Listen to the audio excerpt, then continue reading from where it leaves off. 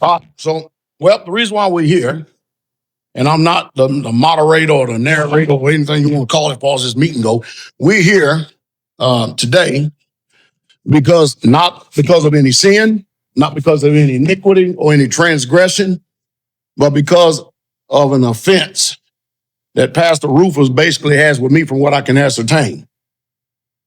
I myself personally felt like there was an ambush that took place up there in Wisconsin.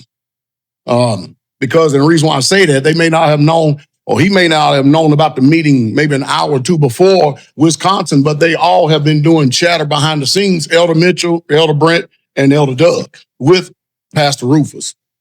And all this could have been avoided if he would just simply came to me.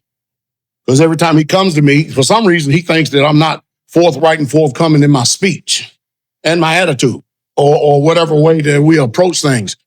Everything that I've ever said, anything behind any video or with a video, I've already said it to him many times. Myself personally, I think he has a hearing problem. The hearing problem is that if I tell everybody in here that I think all the leaders should be out there working, who's exempt if you're a leader?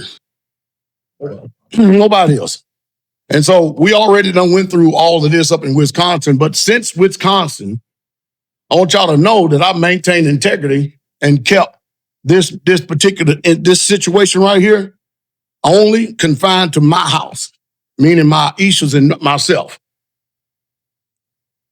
The only other people I've talked to about this is y'all, but it's the exception of you, and I ain't been talking to you since I've been back. Any of them. I talked to Elder Doug the other day.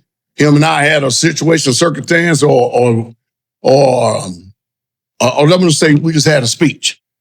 But since then, I told y'all I had spies. This man has done slandered my name. He has done had multiple meetings behind the scenes. He's done caused these brothers down there in Georgia to be offended. Every single one of them. He didn't do Blog Talk Radio Friday night at all. And he continues to keep having these meetings. I have different recordings of different things that are said. And then I actually did an investigation about some of the slander about him being so offended about the people here on the land. Come to find out, nobody's offended here on this land. Ashley Bell, Deacon Bell, Brother Ray, or JC.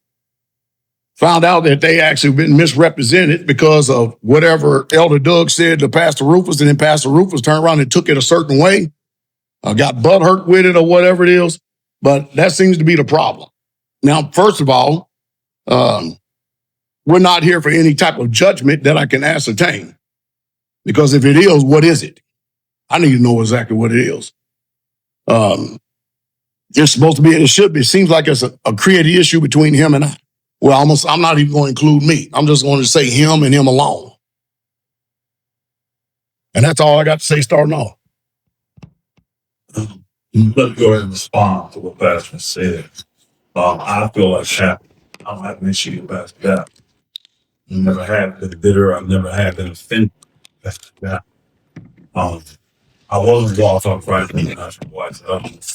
I didn't do big bullshit. But I did. I'm sure why I said that. Pastor Dowell has said a lot of things in the video, and I've been knowing that they are directed at me. I made a phone call to Pastor Dowell. He said I never reached out. That's not true. I reached out to Pastor Dowell on that phone call again. And at the end of that phone call, all he said was, what he said was, I just think that if you get out front and leave on the work, it'll start making sense.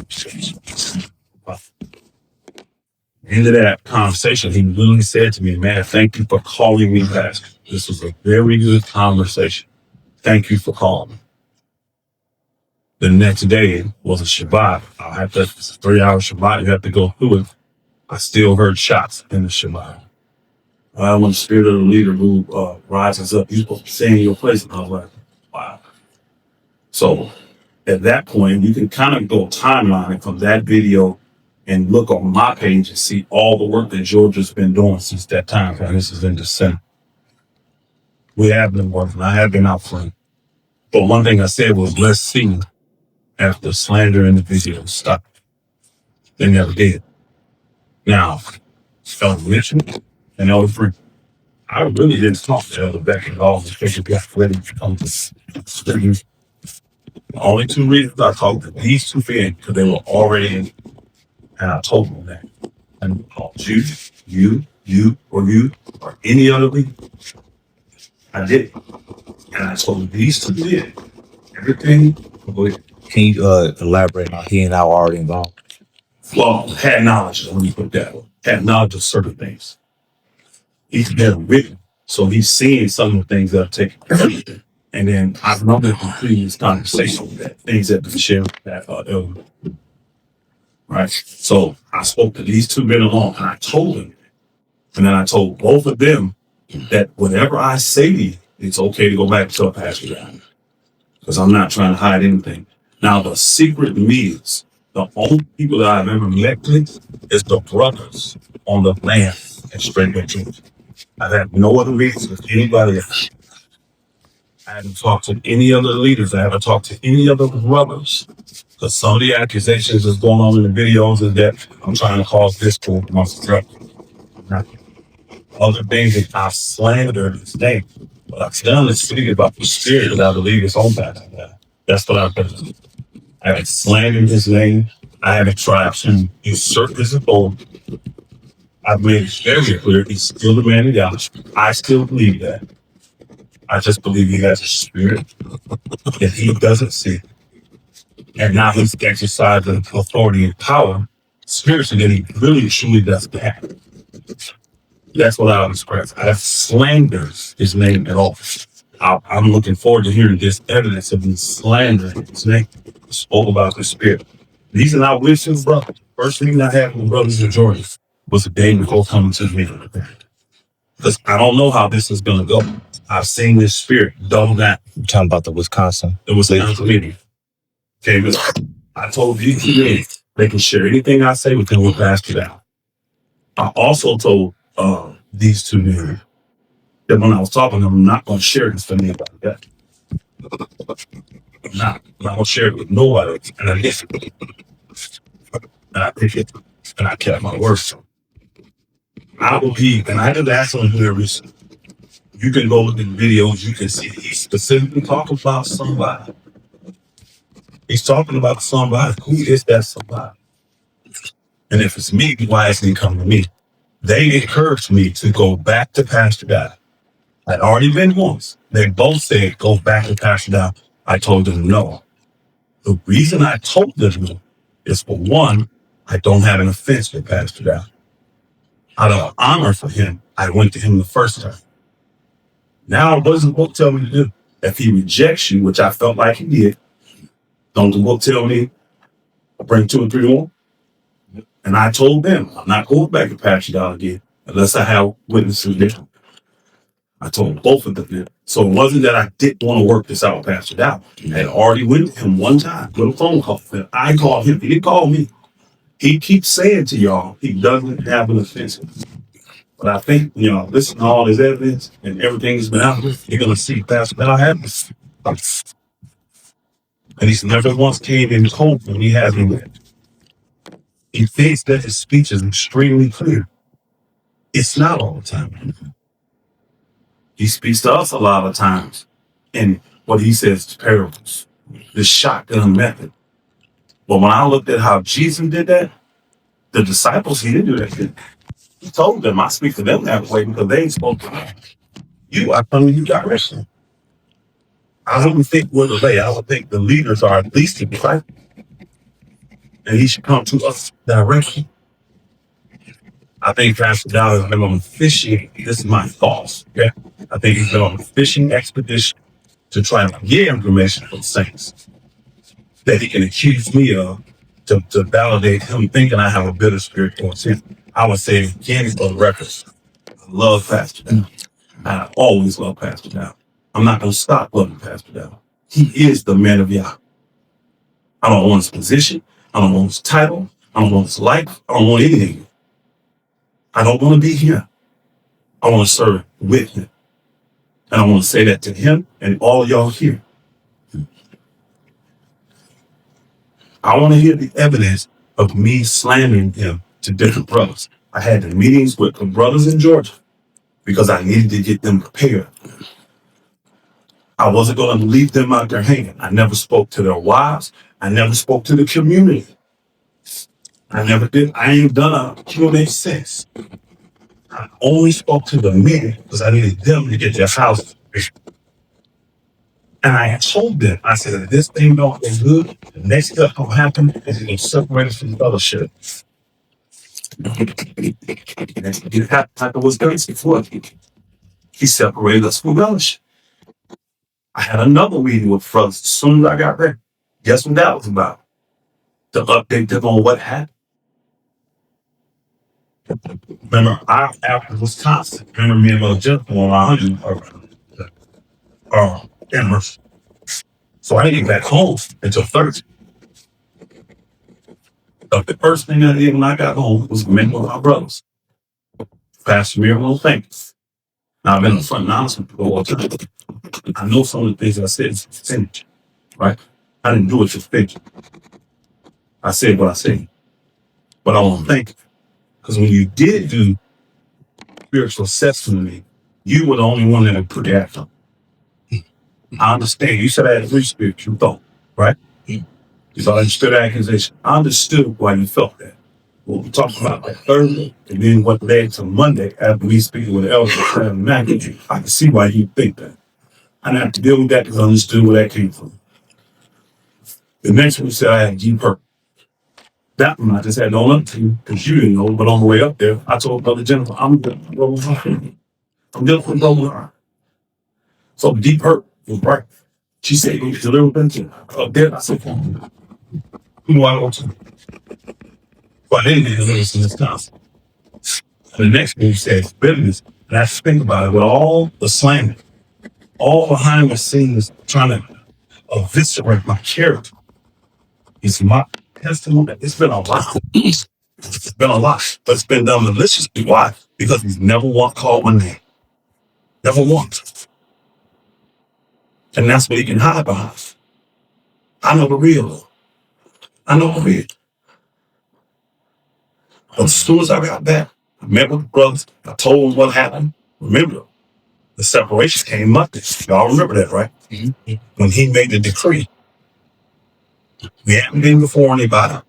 We hadn't met. We hadn't talked. But he made a decree that we were no longer allowed to be fellowship by any community. And he will tell you when that spirit is right. That's biblical. I'm a publican and I'm a peace. But I ain't done for people. That's biblical. That's why when I did my report to him, some of y'all didn't know what was up. Because when he said to me, I sent this to the Israelites. That was his words. Then he said, I want all communities to refrain. Who would not assume that he sent that to all leadership? Who would not assume that? That's why I responded to all leaders. And then I think the concept twisted. Computer. And then you came in and mentioned like pastors ain't the way to handle them. What are you talking about? That's when you said everybody don't know. And I'm like, oh, yeah. You said that. But it was too late because I had already put my statement. And then when I think about it, you, Rob, I can't do that. Like, what's going on? And so, there's like a lot of things, man. You start seeing stuff. Listen, no changes are valid in this ministry unless it's ran by the hood. And the hood gives an approval. And you'll know if something is approved of, even if you don't get the communication because you'll hear me talking about it. If you don't hear me talking about it, it ain't approved. I'm not about to let people out here and just think they can go do their own thing. You just can't do your own thing. And the people that are at homesteads and communities, they have a lot of measure of authority. And many of them that are discerning, they don't understand within the parameters of that authority because they're under authority. But man, I'm not going to sit up here and sanction and approve of a bunch of stuff that I believe is detrimental to the sheep. I'm just simply not going to do it. You don't hear me speak about it. You don't hear me talk about it, then it ain't so. It's not so. It's not something that I sanction and approve. And I think that you as sheep, that you will want to be able to preserve and protect yourself. That's what I think. And I think that more than anything, because I believe that the leaders have it in their hearts to want to do right, but that doesn't mean that we're exempt from Satan and the temptations of Satan. There is safety in a multitude of counselors. There is. And it is my job to make sure that the flock of God is fed because he's giving me the oversight. There's a reason why that during the appointed times of the year, feast days, that y'all all come. You come over there to the hub because you know that this is the place where Yah's placed his name. You know that I'm the man of Yah in this particular generation, and you know that I'm out for your best soul interest. And I love each and every last one. I truly, truly do. I love each and every last one, but I'm not going to sit by and watch the wolf use good words and fair speeches to deceive the heart of the simple and then release you. I'm not going to do that. And so sometimes, any of you in the future, you might have some, you got some choice and decisions you're going to make. Are you going to still follow me as I follow the side? Yeah, so you will follow the spirit of Absalom. That's what teacher Eric tried to do. He tried to go away so-called quietly while he was drawn away. He would still have people listen to him, but he wasn't going to tell everybody he was not part of the ministry. And I had to get out front of that because it's going with some of you all. You don't pay attention to how I talk. You don't pay attention to the things I say and the things I don't say. You don't pay attention to the things that I approve of and the things I don't approve of. You don't do that. You just gullible go by because, oh, that's Teacher Eric. And you don't watch me. You don't watch me real close to see if I'm going to know because, you know, a lot of times you have to wait on the right time before you pull the judgment call. And a lot of times you got to wait for a lot of people to show their hand before you can actually pull the judgment call. So, because it's so, you know, it's so deceptive how deceived we will allow ourselves to be because of a relationship, personality, or someone's talent. It's crazy. It is crazy. And I know that sheep pen is not even dull as they are, man, they'll swallow anything that people are selling. Go find this single. Swallow it all. It ain't me. I'm the shepherd that's here to warn you of the wolf when it comes around. I'm here to make sure you stay so. I'm here to make sure you stay in. Yahshua's bring past this fight, sin before. You can trust me.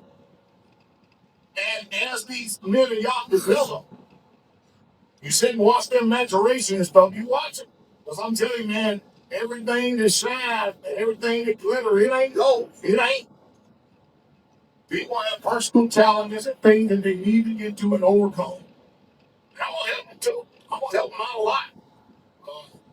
But man, I can't let people like Teacher Eric or the elder host that when I receive and see a sign at this hour. I'm not going to let this stuff run. Everything has an expiration date. Everything does. And everything has a shelf life. Everything does. And make no mistake about it. I love God above all. Above all. So I hope that some of you stay connected, stay close, stay tight with me because some of the stuff that I've got to say and some stuff I got to do coming up in this year, you're not going to like. When the smoke is all clear, you're going to find out that this man don't bring on the curb, I don't judge on the curb, I don't take no bribes. I'm 100% for y'all and the flock of y'all and the advancement of y'all. You just watch the scene. Watch. And I spoke. Imagine. I'm not like some of y'all. You get stirred up, get excited, you expect just right there and there. I'm very patient. I'm very patient. And I wait for the right time to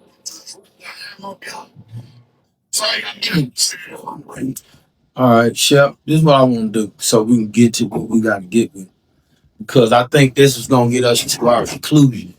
If, one, I'm going to just ask flat out questions about statements in this video. Second, I want to refer to some things because here's what's happening, Pastor Rufus, is that for myself, and I don't know about nobody else, is I had a conversation with you and I had a flat out conversation with you. And the end result of that is for me to, like I told you, we get to this meeting is the most important thing. We're not going to have a lot of discussion outside of get here because it's not gonna be my word against your word, or I'm not gonna put nothing on you that we don't need to discuss right here. But I have a take on, especially what we were saying earlier about the jealousy, because here's the thing: it's Pastor Dowell gets to answer these questions about what he said right in front of us. The second thing is then I got to look at fruit. What is fruit? And I'm going to give you some insight from some things that I perceive just based on my experience that's based on fruit. And from there, then we get a chance to move into, if we don't have witnesses about none of these things in perception, then we ain't got it. Simple enough. So in the video, Pastor Dowell, you said about roadblocks, wolves, men will arise. Is there any of us? Y'all actually want me to refer to who I was talking to in that video? You ain't got to. I'm just saying. If Okay. Well, anyway, around this time of that video right there, we had to move a sister from one state to another because of some bad, let's just say the community is not doing things the way the Straitway does. We have every community has a one-pot system, and this is not happening.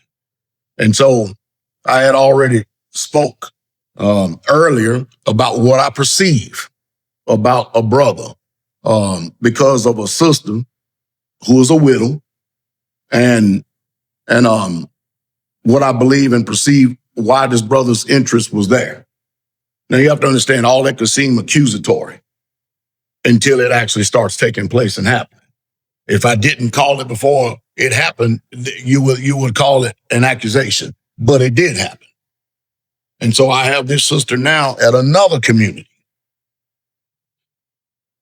All right. So in the video, you said you own to somewhat. I mean, on the video, you said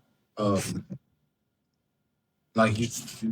I say I see some of the same similarities that I've seen in Elder Austin, that I see in some of the leadership here. Right. And that's what I said. Yeah. I'm just trying to get to, was that directed at Pastor?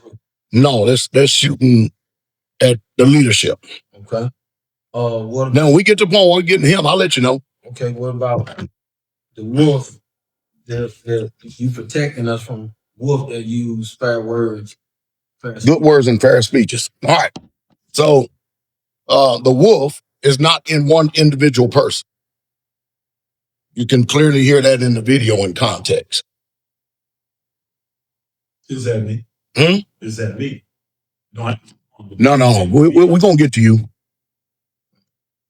What about the follow, the answer?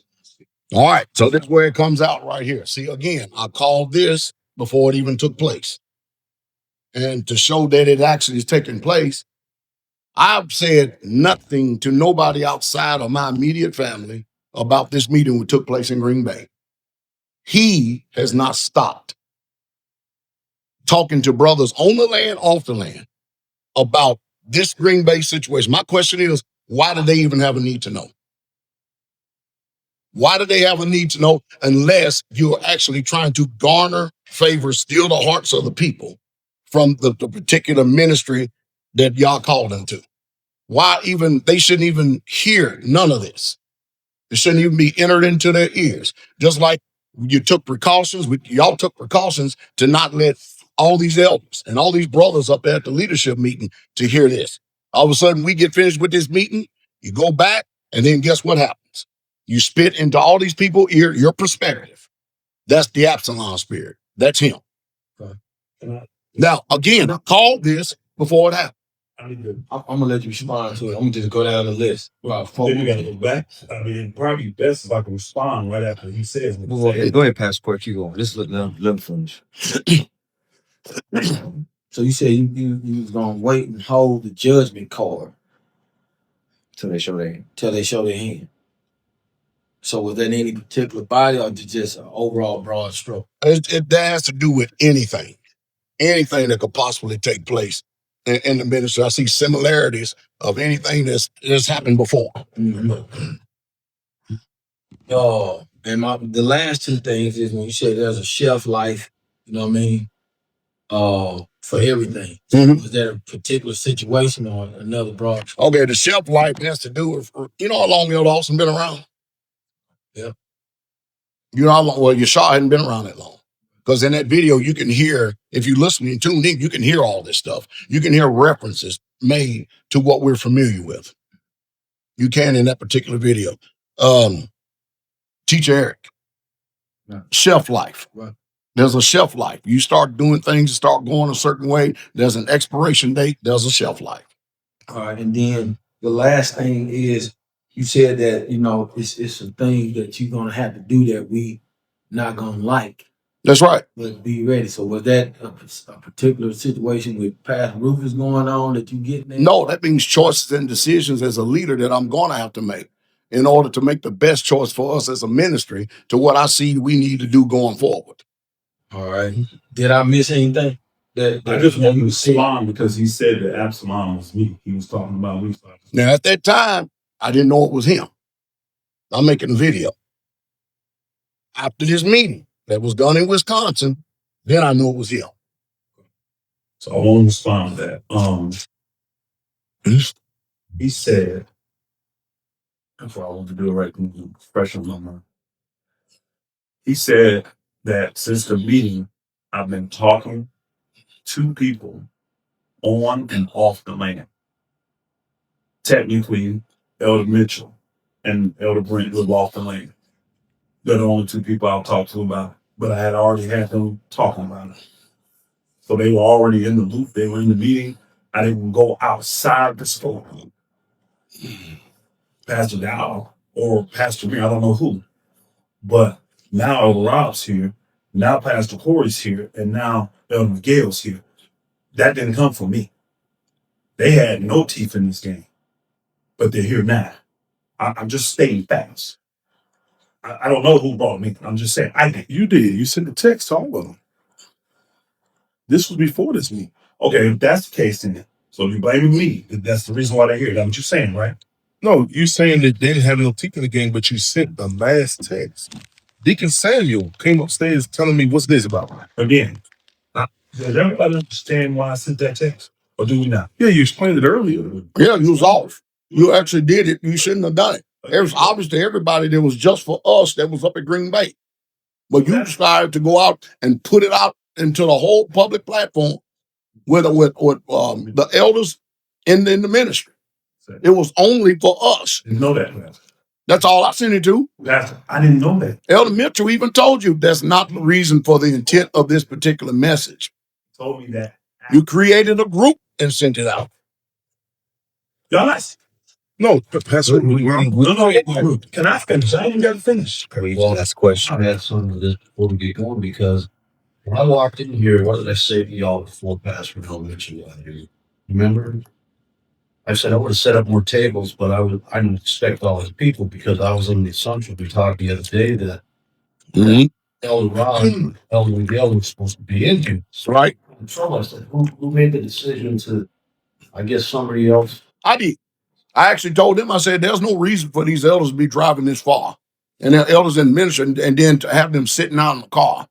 That's a dishonor. Because the last I heard is that they would be included in this meeting because they didn't know what happened. I told them, just tell them, come on in.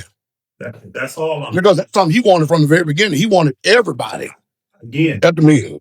I felt like we're at the stage where all the leaders should have the option to come. There's some that live far away. You live far away, Kansas City, Elder Kabir.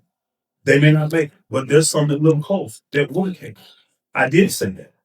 Here's Pastor Dowell's message to me, y'all.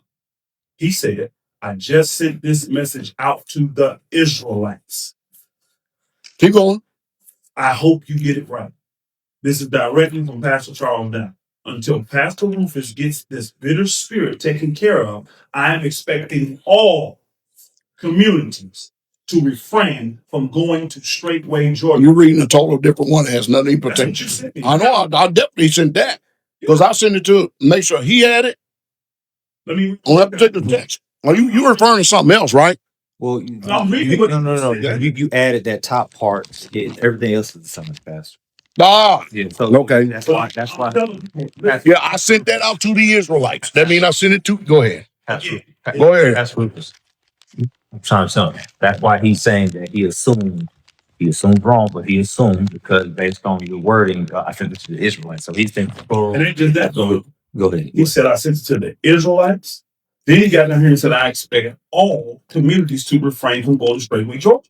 Mm-hmm. If he's telling the Israelites in all communities, is that a false assumption to me to assume that every leader got this? Because there's no, I mean, why would I assume that it's just 3 communities that got this when he said all communities to refrain? Then why did you respond the way you responded? Because I felt that not everybody needs to know, but I was kind of in the know.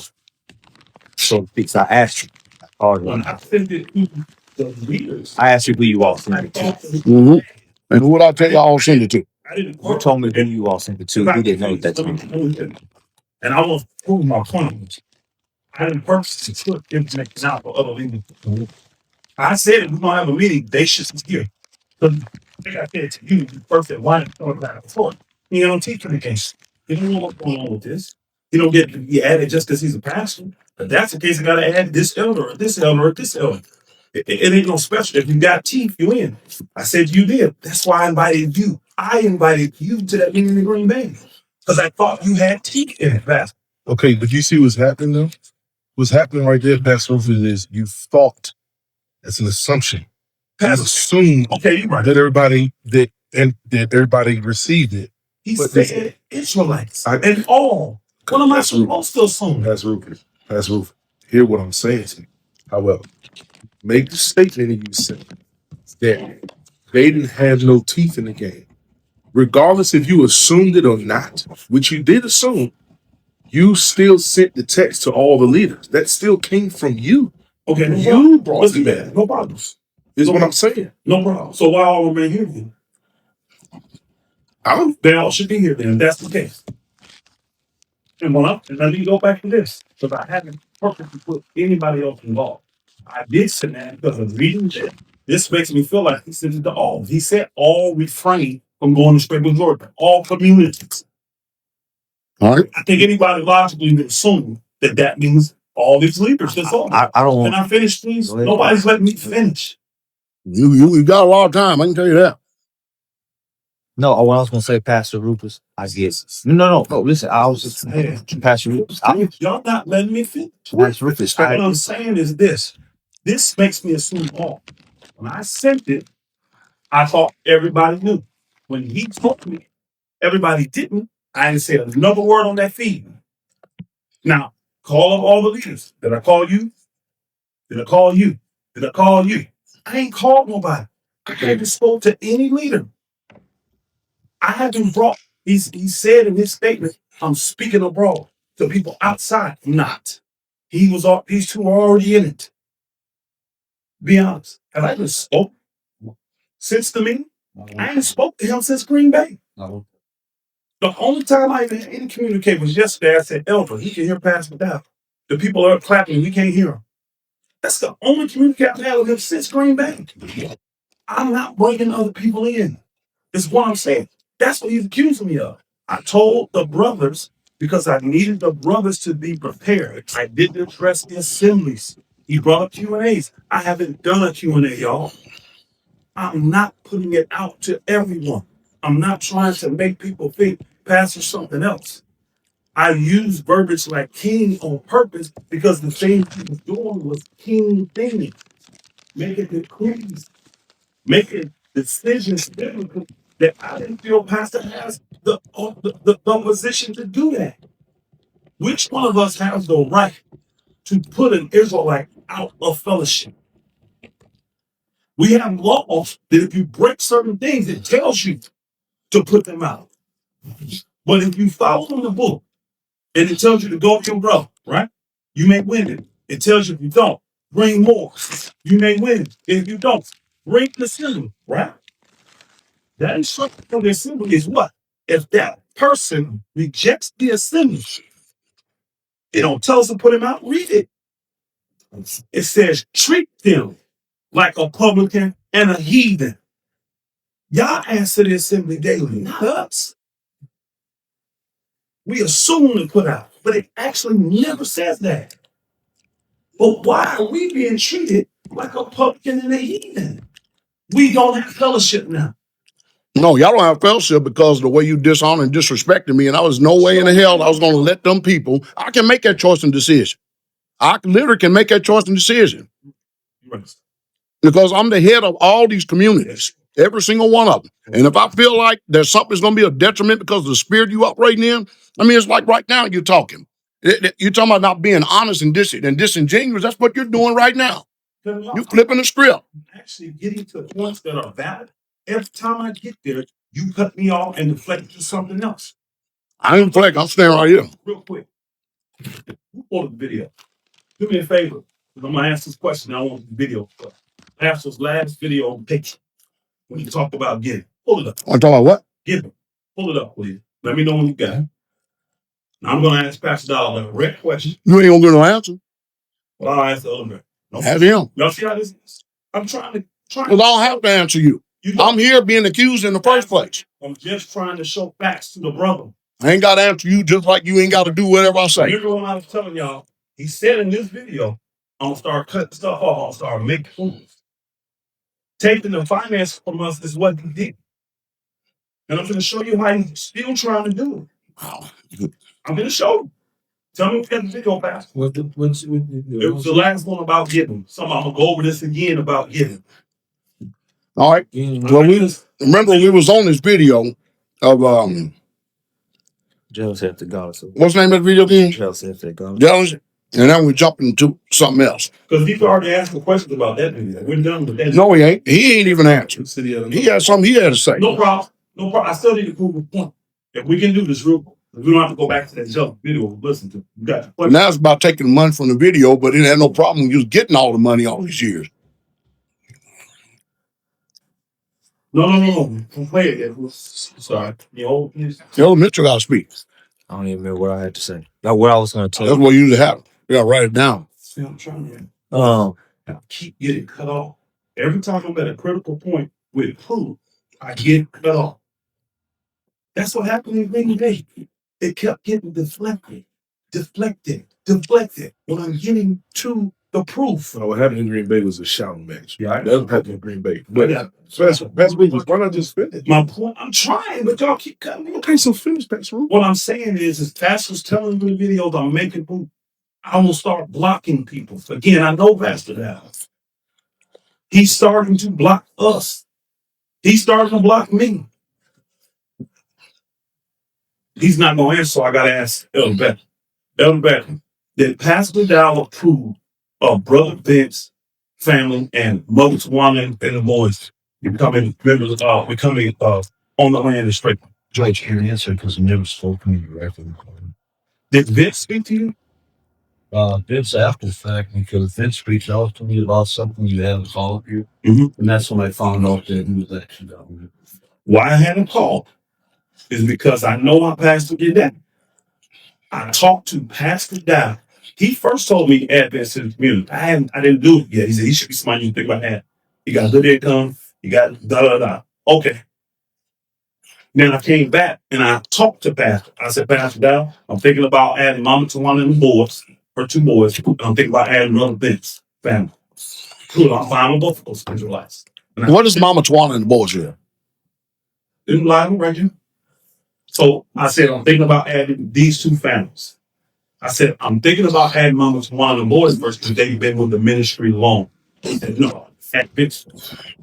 You want to know why? I said, yes, sir. He said, Vince is already working with your debt crew, right? I said, yes. He said, you're paying him? I said, I am. He said, now you don't have to pay him anymore. And then the income he has coming in guaranteed from the military, now you can add that to the thing.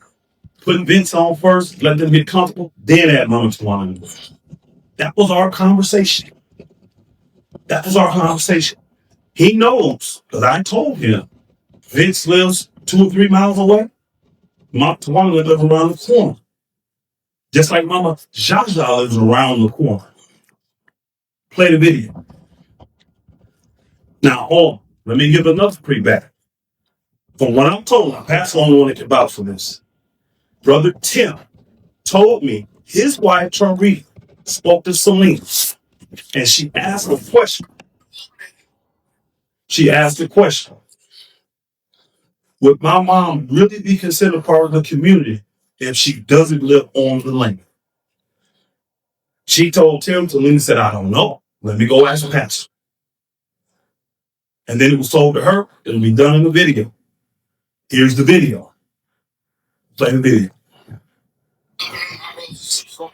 Pastor Dowell, listen, I know that a lot of times Israelites get amnesia over stuff, so I'm going to go ahead and I'm going to reiterate this again because I know how humanity operates. Now, let's get this here for a second. First of all, number one, if you are in the ministries of Straitway, and we have probably upwards, 13 communities. Listen, nobody moves to any community without Pastor Dowell's approval.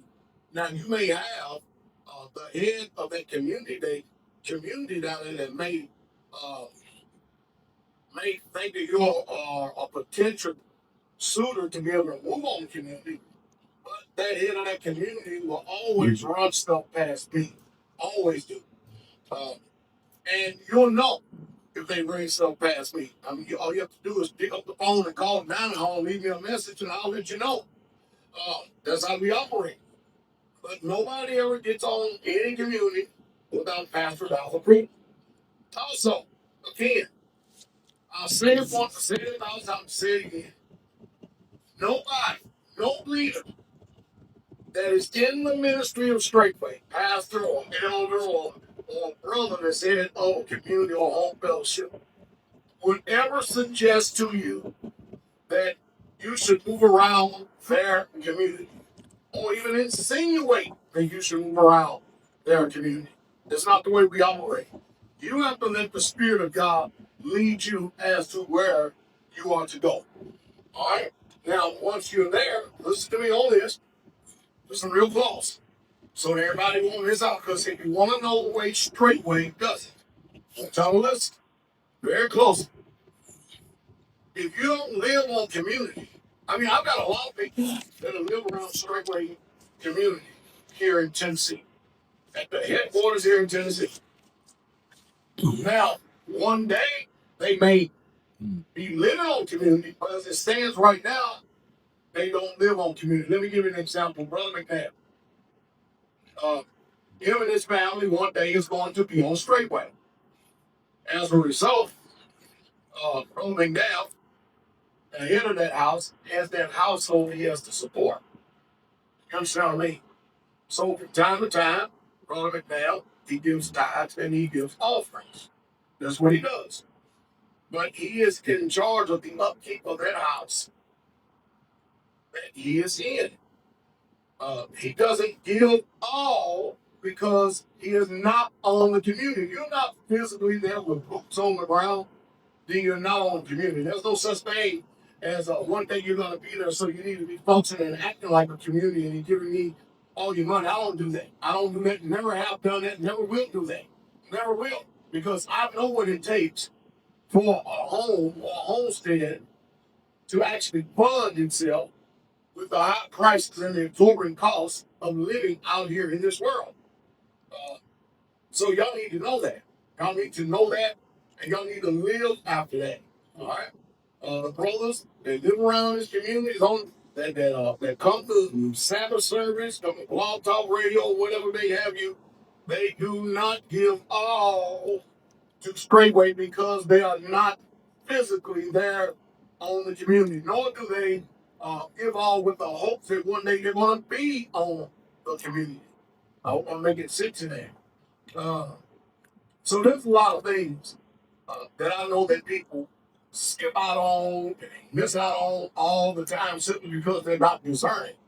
So if you want to get the skinny out of how the ministry functions this way. Now listen, if you are off of a community, all right, and you live around one of the communities, again, I'm saying again, your tithe should come to Straitway, the hub, the headquarters. If you are fellowshipping with a community, that means you live off of the community and you're showing up to Shabbat service. If you have it, you should give an offering to help with the logistics and the food, stuff like that. Are you following? But if you live off of the community, then your tithe should actually come to Straitway. That's the way we operate.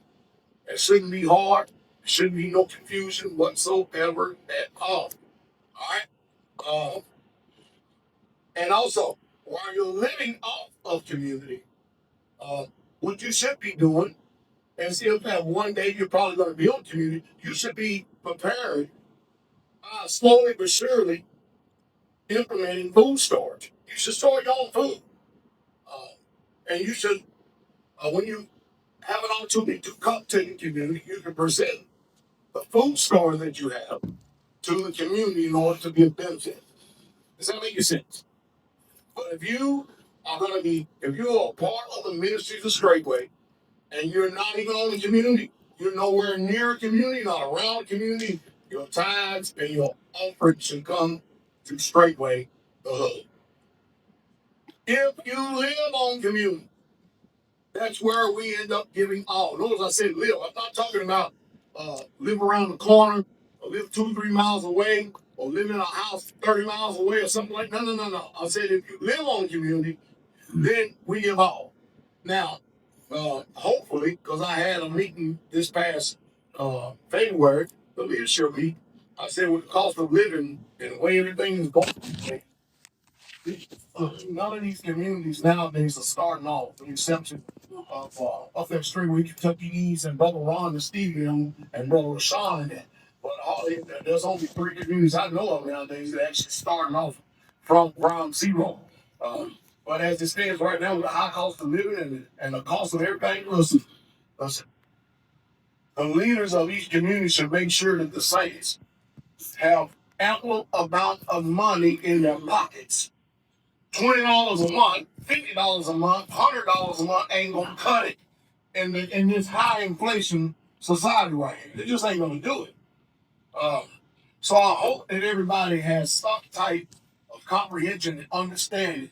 And if you want to know the way Straitway does it, all right, this is the way Straitway does it. If anybody does it contrary to that, they're not doing it Straitway. Again, you're talking 30 years experience right here. I understand it. I get it. I comprehend it. I promise I do. But I need to get everybody on one accord. So that everybody can function with an excellent spirit.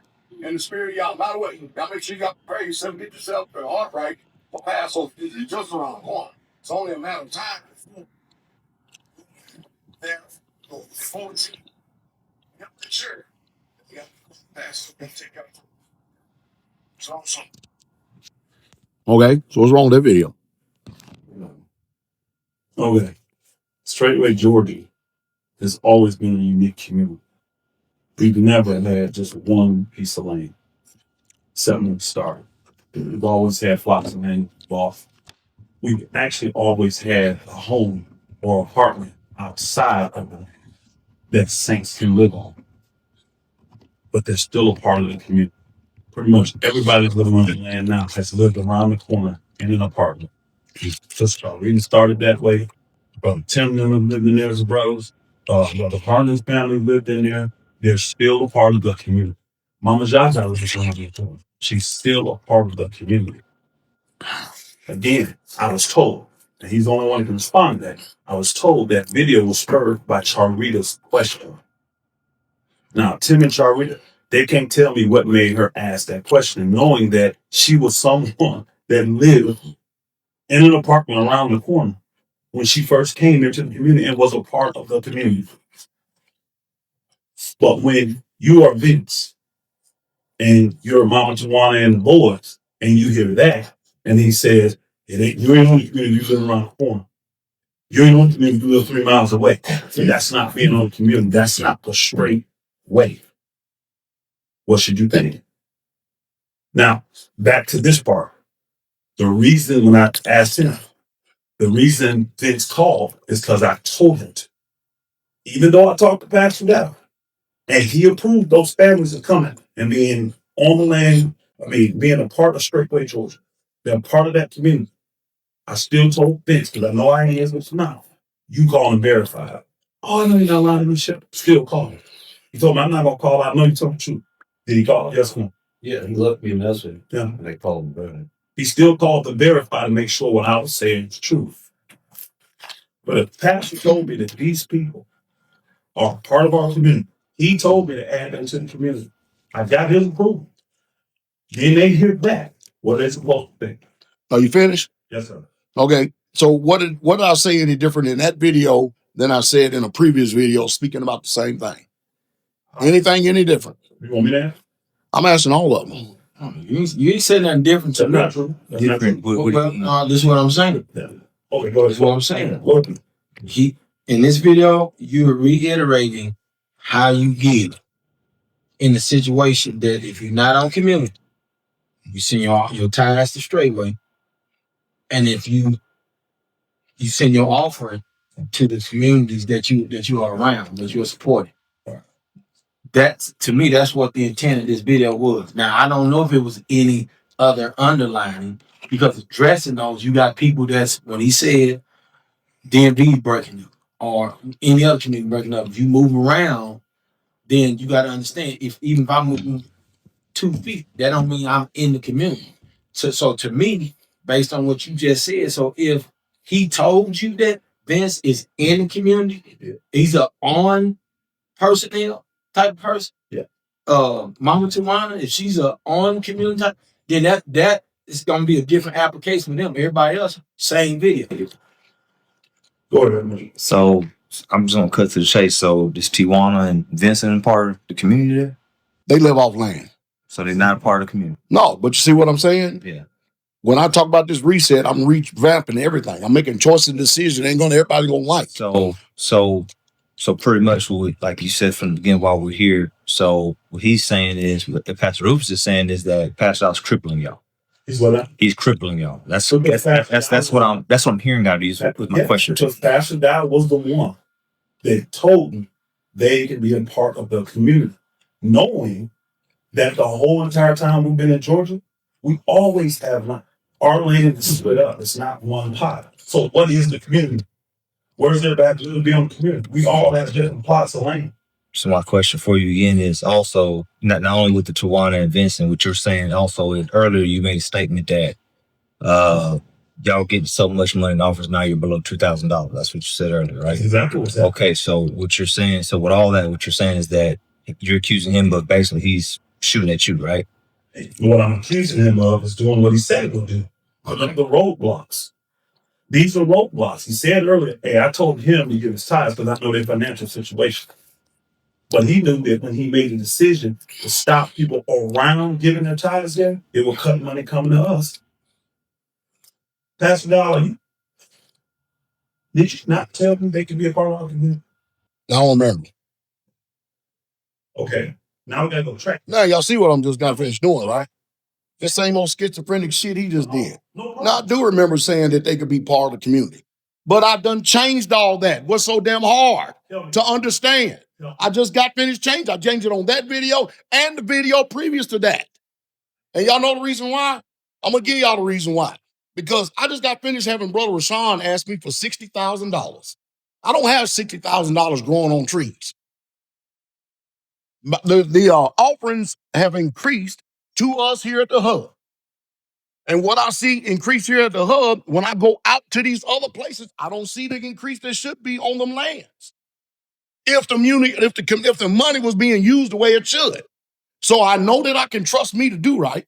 And I know that I can be in a situation as an outlet for somebody. If they need some money, then I can get it to them. But now I have a little bit more money, a little bit access to more money. Now I can make sure that these things get this money.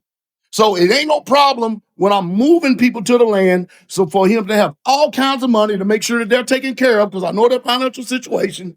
But then all of a sudden, when I start making changes on the reset, it only affects him. That's basically what he's saying. It only affects him when it affects everybody in the ministry. It affects everybody in the ministry. I'm gonna ask a question then. When Pastor made that decision to change and people around, and he said everybody started sitting, did it affect y'all financially? People around It affected y'all? to a degree. Well, I mean, it didn't That means that we couldn't function. They're sending tithes. Everybody's not sending tithes and offerings. When I hear tithes and offering, tithes come here, offering, one of the people usually there, the offering, but for the majority of the time, Shabbat. So they're sending their tithes there, but when they come on Shabbat, they're giving money for food and for things that take care of. What I'm saying is this. When he said it, it only affected us. It didn't tell me. Y'all both tell me it didn't affect y'all. Right? Again, so it's personal to him then. It's not personal. It's a fact. We went from taking in on average of $5,500 a month in offerings to under $2,000. So what does that got to do with the grand scheme of things? What I'm saying is you're saying y'all got a business, y'all got a deck business, y'all work just like anybody else does. We've been fine, actually. I'm just showing the proof of what's taking place, y'all. I'm just showing the proof. And what is underlining and nefarious about that? Pastor, why would you take money from a community that you say need money? You just said you told them to send it because you know our financial situation. Why have you taken money from us then? See, you act like I'm taking it just from you. I'm not taking money anyway from anybody. The Israelites are doing what they should be doing from the very beginning. That's part of the reset.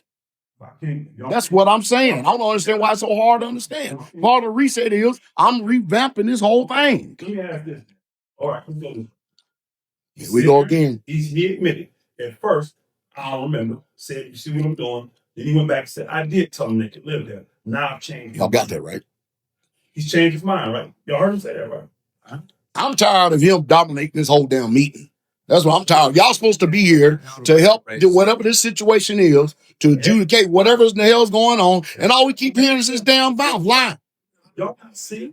Elder Becker, Hold on a second. Elder Becker. They've been holding those seconds, minutes, and hours. Elder Becker, say something. Elder Becker, you raise your hand. I did. I just wanted to, because Pastor and I talked yesterday in the office for about an hour and a half, I think it was. And I expressed the same thing to you about there's the fact that you do make decision changes and you don't relay the information. And what I've had to deal with a lot in years, and that's what I was trying to tell you, is that because you've always said communication is a two-way thing, right? So if you make a change and people ain't aware of it, it causes confusion. And then they have to try to process in their head, well, they heard it this way, but all of a sudden they hear it this way, and they're trying to figure out what is going on. That's what I'm hearing this. If the statement was that they're supposed to live at the community there, and then you're just telling that you made the decision without informing them what they're going to do, so I can understand where the questions are arising there. That's the same thing you did here to me. That's all I'm trying to say. That's what I was trying to tell you, yes. So there's been a change. Improvise, adapt, and overcome. Here's the fact. That's the change. Okay, here's the fact. I still don't understand why it's so hard. When there's confusion, you ask the question. You don't assume. You don't go about your way not knowing. You ask the appropriate question. So here's what, during the video, you're the one that told me in 2014 in Kansas City, this is all about submission. It is. What's changed? Where am I not submitting? And why is Pastor being accused of being a liar? Because all I saw is that he's taken a stance and made changes. If he makes changes, I have zero issue with that. But if I'm a leader, shouldn't he just tell me? So where have we deviated from submission? I'm asking you, where have I not submitted? You have an issue with the changes being made. That means hold on. That means I'm not submitting. So rather than follow suit, which I'm is following suit. there's confusion. And what are you listening to? I'm listening to you. Hold on. What do you Let's rewind. No. Let's stay here, please. Let's stay here. When he made changes and told all the people that were giving their tithes and offerings to be there that lived around, which they were doing in other communities as well, but I got more than anybody else, right? When they were doing that, and he made the change, what did I tell the people? Send them on Straitway. He admitted their money went up. If I'm losing, if this community is not missing $4,000 a month, it's going here. That's why his money is increasing. I have no problem with that. I complied. I submitted. I never said a word. I never called Pastor and complained. But he's saying in the video, I'm cutting the folk off. I'm making moves to cut you off. He just admitted, I told this man to give his money there. I said that in that video. He said roadblocks he's talking Roblox, Okay. yeah, that's the word. But he said, I told this man when he came to give there because I know their financial situation. Meaning, we ain't been a rich community ever. Probably one of the poorest ever. But he's making changes. How do I explain roadblocks? He's making changes. Because he keeps going, but he gonna keep on going too. Yeah. How do I explain roadblocks? The way you put it in there, you said, how was it? I'm not going to tell you who you are. I've submitted. Right? It was, you said, I'm not going to tell you who you I are. have not But submitted. what I'll do is I'll just take the authority which you guys giving me and I'll just set a roadblock because that's how you know who And you these are. are roadblocks. I thought I explained roadblocks here a minute ago. I gave a situation about a sister. Yeah, you talking about. So what I want to get to, Pastor, is where's the issue? Where's the problem? The issue is this. Here's the facts, and I was trying to say it. Here's the facts. Forget everything else. We ain't fellowshipping. And people can't come, and he gonna cut most of our money. That's just the facts. The money's coming straight right now. It's how he wants it, and we ain't got no fellowship. So, But I'm not nothing. I'm only recently it got to a point where I have an Absalom spirit from one meeting. That's when he realized I'm Absalom. But the cutting of the money came before that. And now this redirection came after that. Didn't call me and tell me though. No. I made a video before that last offering, the entire video. I made a video last year about how people are going to start giving. You actually made a video a few months before that. You did. It's the same thing I'm saying. It's not. I promise It you. is the same thing. Shut. It's 95% the same. It is. You added the caveat. The reason why it ain't the 5% the same because of whatever's been pertaining to you. Absolutely. So you don't bitch when money's coming your way, and then when money gets cut, you then all of a sudden you're bitching. Are you? Yeah, I hope you do see it because that's cut and dry. I get. we got to stay on course. So we determined that. We've determined that. Shit. What we need to do is you never finished where you were at. You said you had questions and then you had something else. And you also said, Pastor Rufus a minute ago, you said, we're doing fine. Mhm. If we know that the prayer now has the community, you can't continue to send ties there, which Pastor chant, right? If we know that the pastor has done something one way, and then he puts out a video, and he says, I am resetting this whole thing. And he starts to reset. You said, okay, well, why didn't he call me? Is he expected to call? My question is, every single leader, based on their situation, and say, I'm doing a reset, and this is how it's going to affect you. You put out a video. We all heard the video. I've seen tithers that has come into the community come less. But at the same token, I need to make sure that this was even before. We've always made sure that we did whatever we needed to do, that we was fine, that we could still build, we could still move forward as a community. It was basically at the token is just setting up a backup plan, setting up many streams of revenue to be able to come in. We can continue to do what we need to do. But what I'm saying is, you just said that you're fine. You said that we're fine. So when title change, I made a phone call to him and found out what to do. Now, when Vince made the phone call, when was that?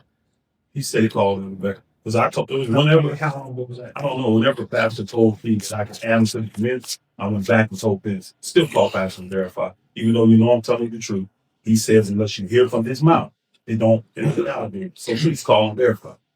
I told Isaiah to do the same thing. He said, I know you're not lying to me, Pastor. But Vince still called. He said he wasn't, but he still called. He said he only got Elder Becker to verify. That was his testimony. All I'm saying is this, hey, y'all have been our sustainer. All y'all men in this room, I ain't never borrowed money from none of y'all except you. And you understand why I did that. I've already gave that testimony. I've been in this ministry 14 years. I've never asked any of you for a dime, ever. The only reason I asked you for that money is because y'all told me. I've never asked any of you for a dime, ever. The only reason I asked you for that money is It's because y'all told. I've never asked any of you for a dime, ever. The only reason I asked you for that money is because y'all told. What's that got to do with anything? Because we give it out of benevolence of our heart. What I'm saying is we've been sustained all the time. That's all. He's saying we all got to prove that we can sustain. So it looks like the money's being taken from Jordan to prove they can sustain. That money coming in, you see all the proof of it because look at all the building Georgia's done. So, yeah, give us that. Give us all the building. Name these buildings all this building y'all done. We built that house. We built the brothers' barracks. We did the multi-purpose. Y'all building the brothers' barracks. It's not. It ain't even up on. It ain't even framed. It ain't framed. You ain't building. I mean, it got a ground there. There's one.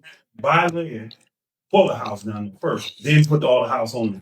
We had to buy land across the street that had a house on it, and we paid for the land and the house, and then go the multi-purpose bit on it. We put up a brand new greenhouse that cost a lot of money. I just redid all of our garbage.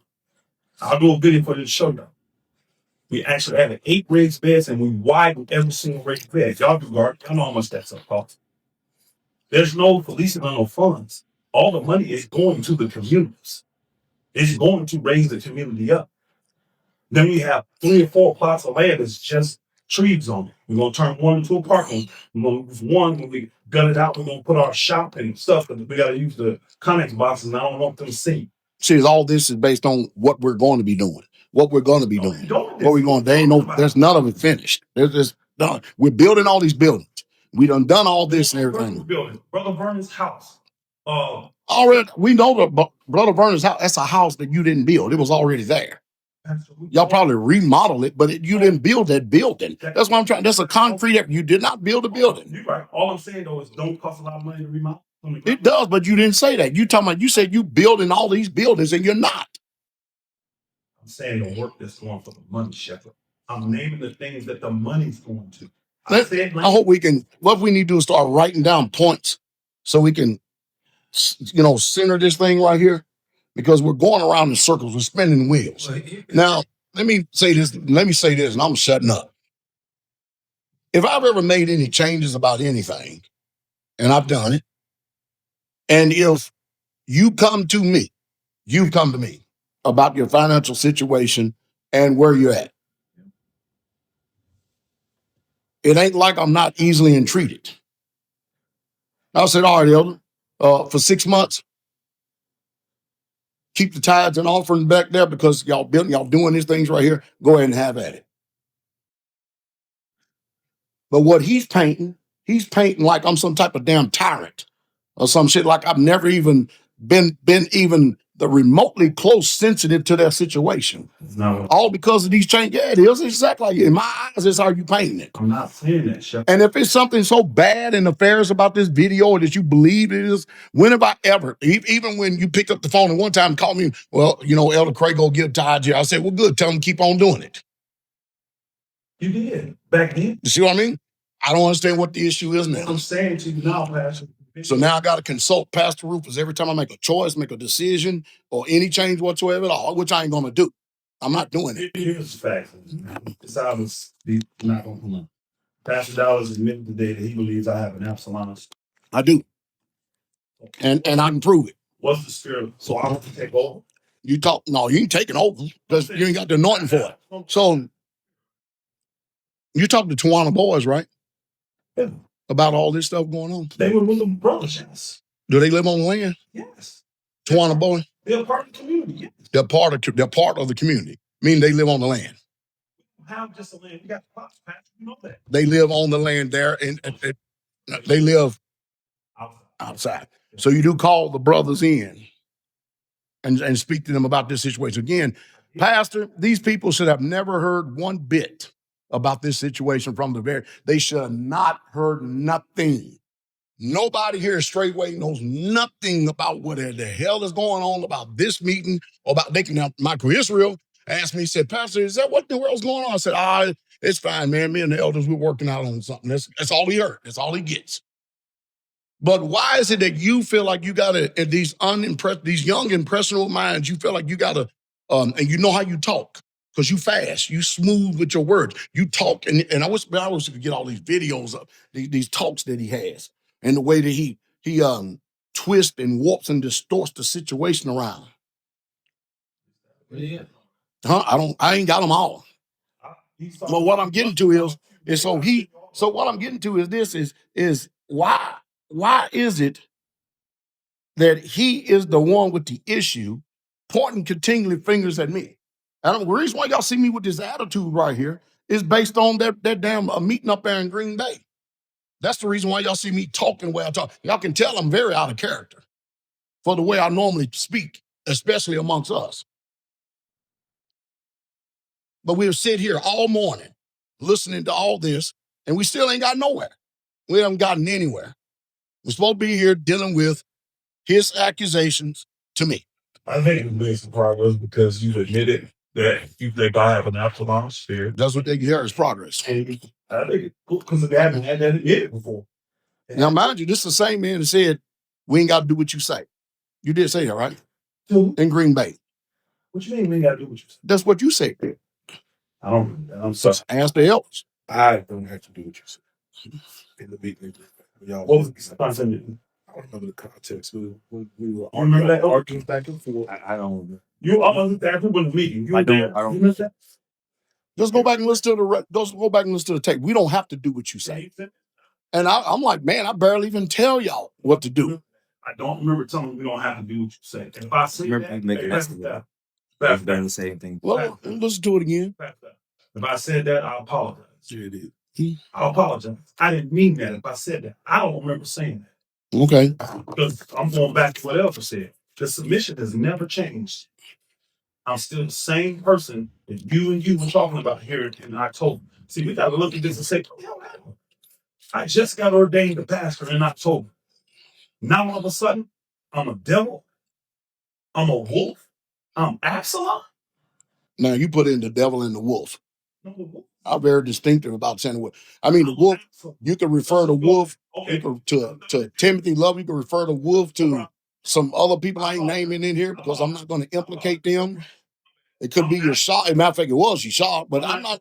I apologize. I'm Absalom and I'm a smooth talker. I'm going to go with the things that you admitted. I'm Absalom and I got way with words and I'm a smooth Y'all notice he's dodging all these accusations toward me and only centering on what I've said about him. Y'all notice this, right? But that's what That's what he's doing. that's what he's Yeah. doing. This is where we at. I went through specifically when we watched the video and everything that Pastor has openly admitted that they ain't about him. It ain't about him. Because that just solves, it brings us to the point. Unless, see, if it's something more than what we are able to touch, I don't have no knowledge for that. I don't know no insight. So I can't deal in nothing else outside. I'm just asking these questions. And that's why I said I'm gonna go off fruit, because when I hear pastors lie, he's lying from the pulpit, or if pastors intentionally doing things for you, now I gotta decide, well, how am I gonna go with it? You know what I mean? What's the evidence? Where's the witness? See, that's what all this is about. So whatever those things is, we should have came here and you should have said this is exactly what pastor is. So down where the witnesses at for that? Where's the proof that this is how Pastor Dowell is dealing? Because I can't just go, because I've done this is what I'm saying about fruit, because this is how I've done with you. This is why I said about when me and you talk about jealousy, because this is the whole context. I told you about Elder Miguel when you asked about the van, but what he didn't have insight on, and what I never even asked was, so Elder Kabir had came to me one day. He never said no name. He said that I only got it because he said that you had asked about it. Then Elder Kabir said, he said, man, it's he said, it's just wow, man. It's like, did you do anything? Or how he asked these questions. What do you mean did I do something? He said, because people are asking like, did I buy the van for you? And just so I took it on myself. I wanted to ask, well, what do you think is going on in this situation? And I think I can help. I can go down. And he said that somebody said that he said, you wasting your time. I'm telling you, wasting your time. You can't, you're not gonna be able to help him in this situation. I'm like, somebody said that. I said, I ain't gonna even ask. I ain't gonna even worry about it. I said, because I can't believe that was asked to me. Asked to me. That's why I want to come down. So he set up a time to come down. I'm like, that's kind of unbelievable. Who asking them type of questions when all I'm doing, I'm just here striving just like everybody else just push. You see, you can't, you see how I run, I ain't in debt. I got money saved. I'm just trying to follow what it is. We moving slow because guess what? We had whatever little challenges we had. But my point being is that I put it together after he asked that. So I said that if Pastor Rufus asked that got to be the same question that came from him asking this type of question or making this type of statement about this. Because why else would somebody come? What layperson gonna come to you say that? Only person that deal in them type of things is leadership. So this is when I was talking to you. I said, well, all I want is I can't vouch for nothing. I'm gonna be straight up book in this meeting. Because I'm not here to take Pastor Dowell's side, your side. We taking the truth side. Okay. So I just want to know. I want to ask Pastor Dowell, and I'm just telling you this. So when I'm looking at what your words are and what you saying and what you saying, Pastor Dowell is, I'm not going to receive that when I got my own insight that I need to figure out what's what, unless I got a witness. Yeah. So here's the thing. I ain't been going into no long story, but Pastor, this what has happened to me. In them type of things, I've had people come, even Pastor me. I've never asked you no question about nobody's names. We ain't never had no private conversation about Pastor Dowell, Pastor Rufus, nobody. You? No, sir. I ain't never even, man, I don't even let nothing even come out of my mouth about nobody. Cause that ain't how I operate. So, wife, nobody. So then here's what I was praying about. This is why I say this is real interesting to me. I've been praying about, okay, Father, if I ain't doing it, then let me go to my shepherd. Because I'm not prideful. Let me go to my shepherd and find out where I need to operate. Because I always want to be on this side of honoring Pastor Dowell, honoring everybody. Okay.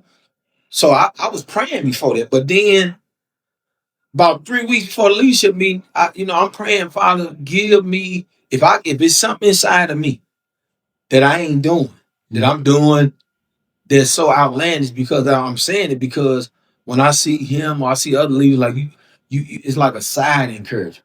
I'm like, what am I missing? You know what I mean? Am I outside the circle? Am I in a circle? Or where am I at? So, I'm gonna go to Pastor Dowell's name. You know what I mean? And so I'm praying and I'm saying, yeah, if there's anything that's not right, anything that's against me, then Father, you bring them things to me so that them things will get worked out. And so then here recent, as this came, I went to the leadership meeting, but before I went to the leadership meeting, I saw your face. You was walking towards me. And the words that came to my spirit that this, whatever is hidden ain't gonna be hidden no more. Them words came to my spirit. I saw you walking towards me. I ain't say nothing about it. I didn't talk to him about it. I went to the leadership meeting. I seen Pastor in the gym. Pastor, I got ready to go to this meet.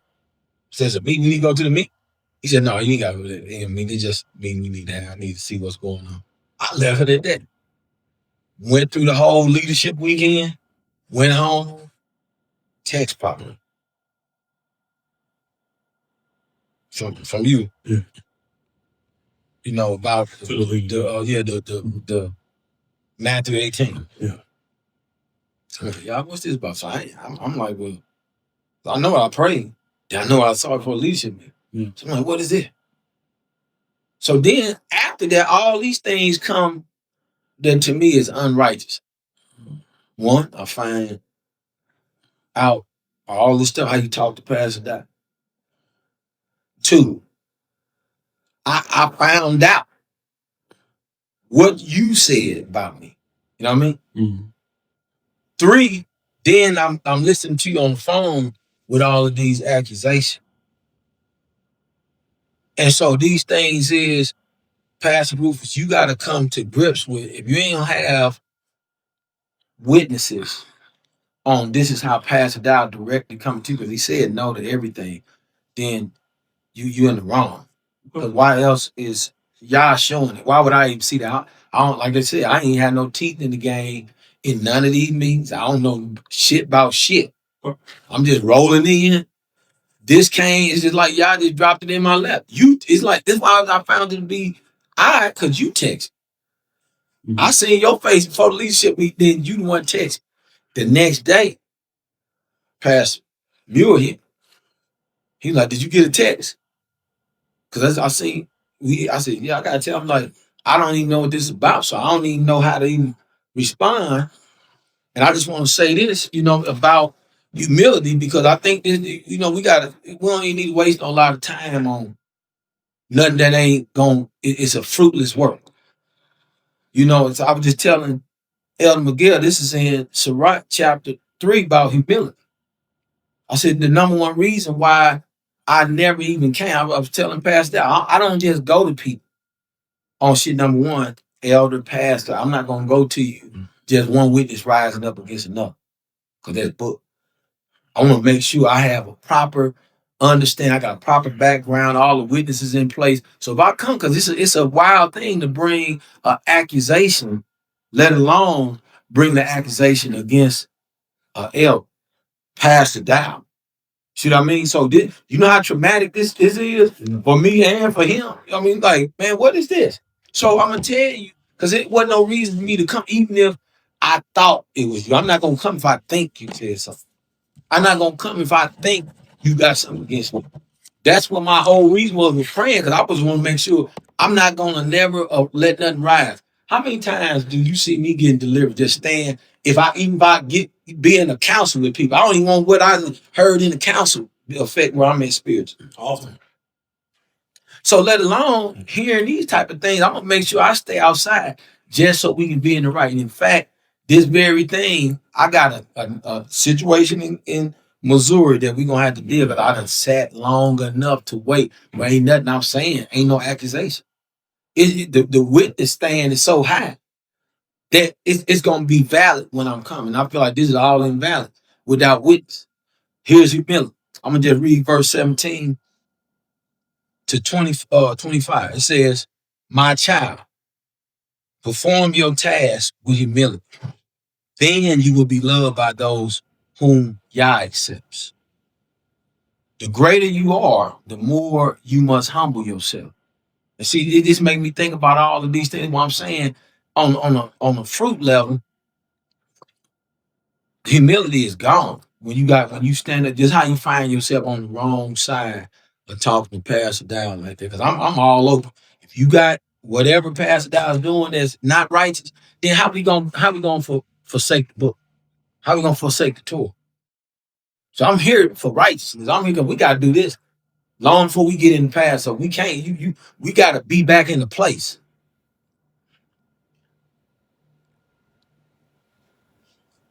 The greater you are, the more you must humble yourself, so that you will find favor in the sight of Yah.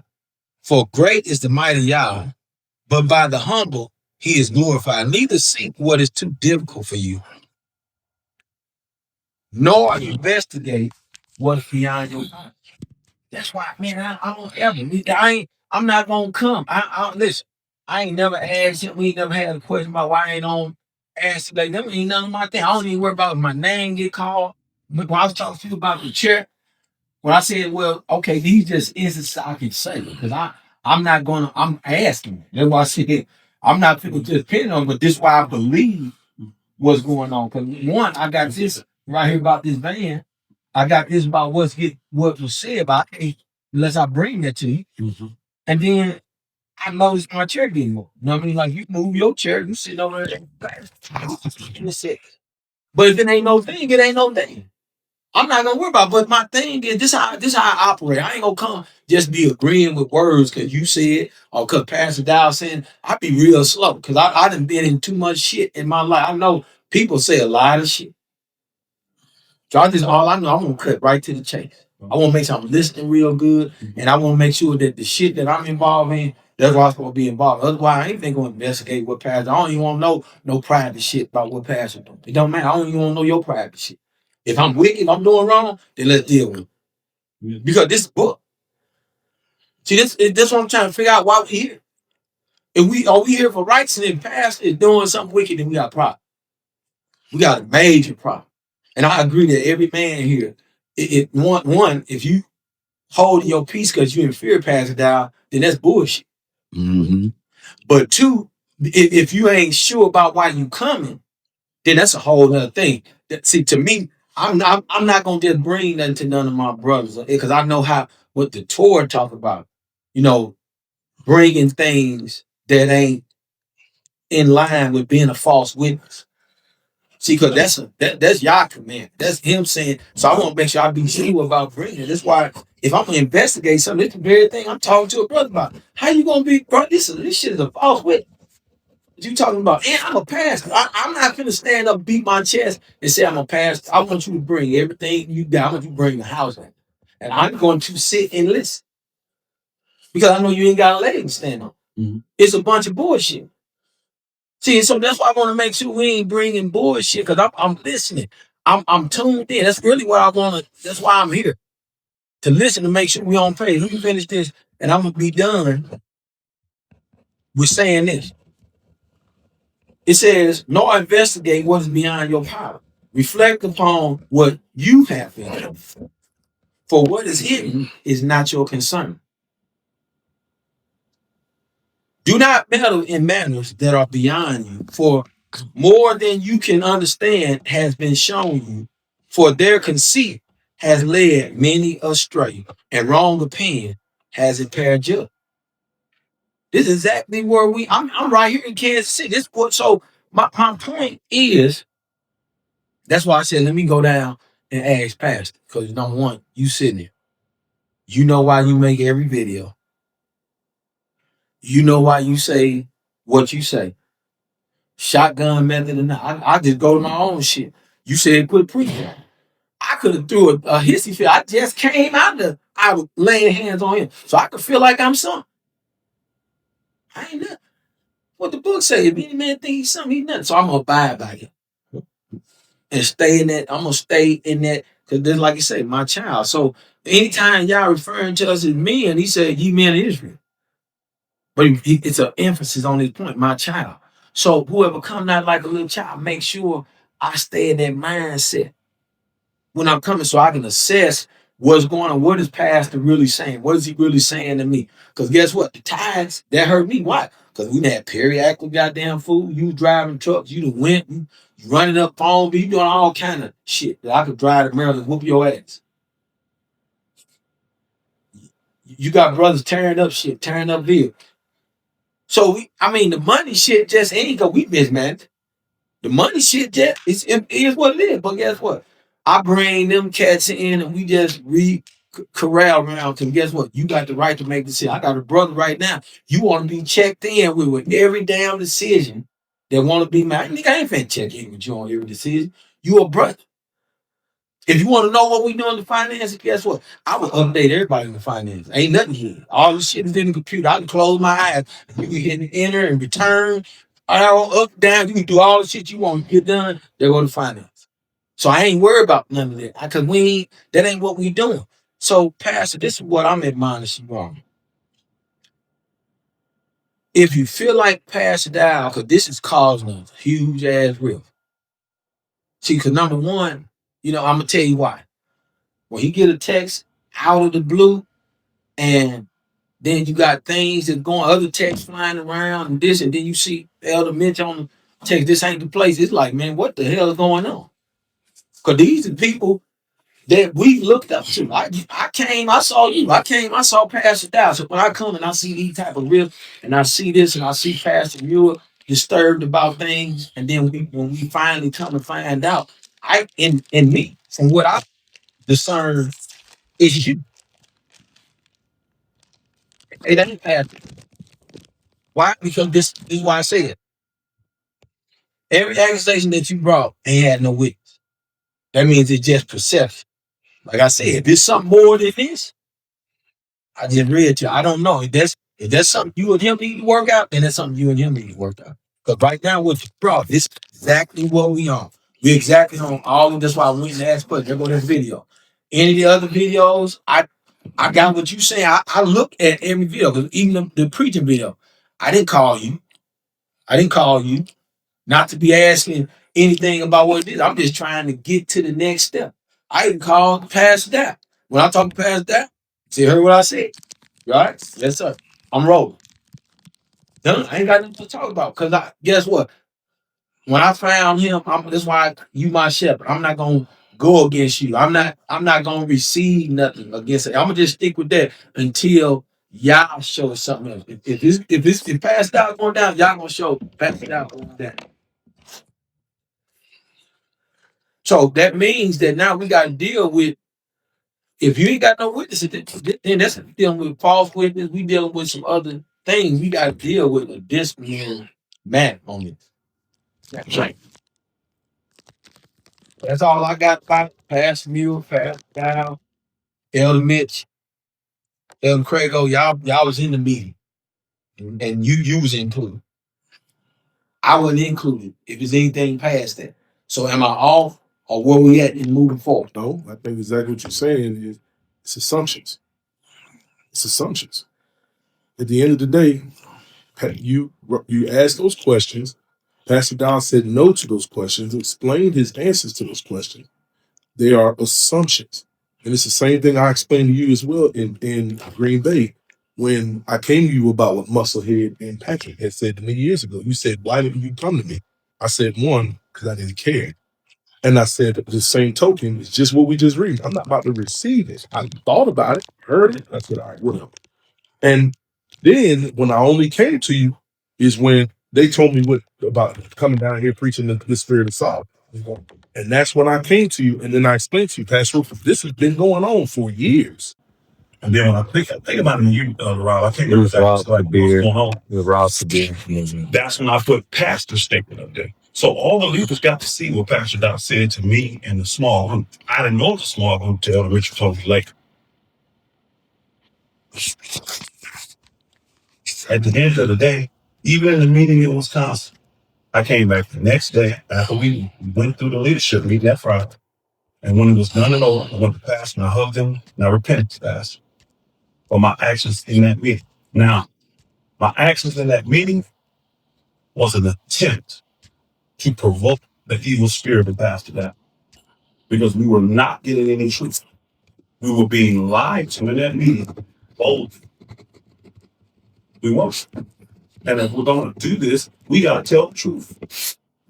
We got to be honest. Now, some may say it was a failure, but I was not speaking to Pastor Dowell that Thursday. I was speaking to that spirit. And the same thing Pastor Dowell did for me right here on this show in 2014 is what I'm attempting to do for him now. But in 2014, he did it in love. Because he came to me. He did exactly what the book said. He came to me as a brother. He hugged me. We were leaving fellowship. And he said, you know, you got a spirit. I'm like, huh? Yeah, we're going to deal with it. I left. Of course, that's on my mind. Right? I get home 2 weeks later, calls him, get up here. Bring your family. You remember that meeting up there? Elder Becker and his family, Pastor Dowell and his family, me and my family sat in the Pastor Dowell provoked that spirit come out. Everybody saw it. I saw it and instantly repent. Because he said, see it? Everybody said, yes. Did you see that? Everybody's like, yeah, we saw it. You're like, we know it. And everybody got enough. No more words were said. Am I telling the truth? Elder Becker? Because they saw it instantly repent. If I got a problem, I'm going to instantly repent. I love Israel. I'm trying to keep Israel together. I sent you and you, Pastor Gordon, that message I sent Pastor Dowell on that Shabbat, a humble message, telling him he was still my friend, telling him I still loved him. But I won't be the reason if Straitway ever said it. You'll never be able to put my name on it. Y'all remember that message? Mm-hmm. And I said, I'm 100% serious about it. I didn't hear from Pastor Dowell. That was the 24th of February. And I was sent to Pastor Dowell. It was March 5th. No response. Neither one of you responded to me. The response I got back from Pastor Dowell was, my wives don't respect you at all. Don't fist bump them. Don't touch them. Don't talk to them. Don't say a word to them. They have zero respect for you. They will respect the title and the position, but they don't respect you as a man. That was the response to my message. For the record, guess what I'm telling my wives? Because they're hurt too. My wives see this too. I have children too. Guess what, my wives? Guess what I'm telling my wives? So everybody can know. You can't walk in fish, love the law. You need to receive this grace. Because what you have lost in this midst. Will you be able to receive them back? Will you be able to accept and repent? Right. That's what I'm trying to model. That's what I'm telling my heart. They hurt too, just like you. But I'm not telling you to be offended at past. I'm not telling you that don't go touch up after that. There's no separation in nothing that I'm doing. What I'm doing is trying to keep us together. I've been accused of some discord among the brothers, using smooth words and speeches to sway men's mind. I've been accused of being Absalom. I've been accused of being Core David and Bill. I've been accused of being King Saul. I've been accused of being the Albatross. The only problem is none of them stick. It ain't my character. Somebody's following the book and somebody's not. And all I want us to do is follow the book. We love Yah more than Pastor Dowell. Now I can say that for all of us, but we're not only true. Because we're going to find out. I love Pastor. He hasn't had a great amount of peace in his mission. The world church, man, yeah, because I've been tough. I've been the one telling me the man, yeah. I've been the one right there beside the whole entire time. I don't think anybody in this ministry knows you better than I. I don't. And I'm sitting next to the other guy. I have studied this man for 14 years. And the more I study, the more I love him. But he's off right now. I believe that wholeheartedly. Yeah. This reset, we got 2, 4, 6, 9 of us in here. I say these, I won't count him. If I gave everybody a piece of paper right now on the reset, I bet I get 76, 71 answers. What's the reset? In fact, fasting and praying, I thought that was our lifestyle. Does it do 10 years of work in 5 years? How long are you going to go? I mean, we're going to be here for another hour hearing all this. It don't take long because we're here for the reason that you believe that I'm making these videos about you purposely.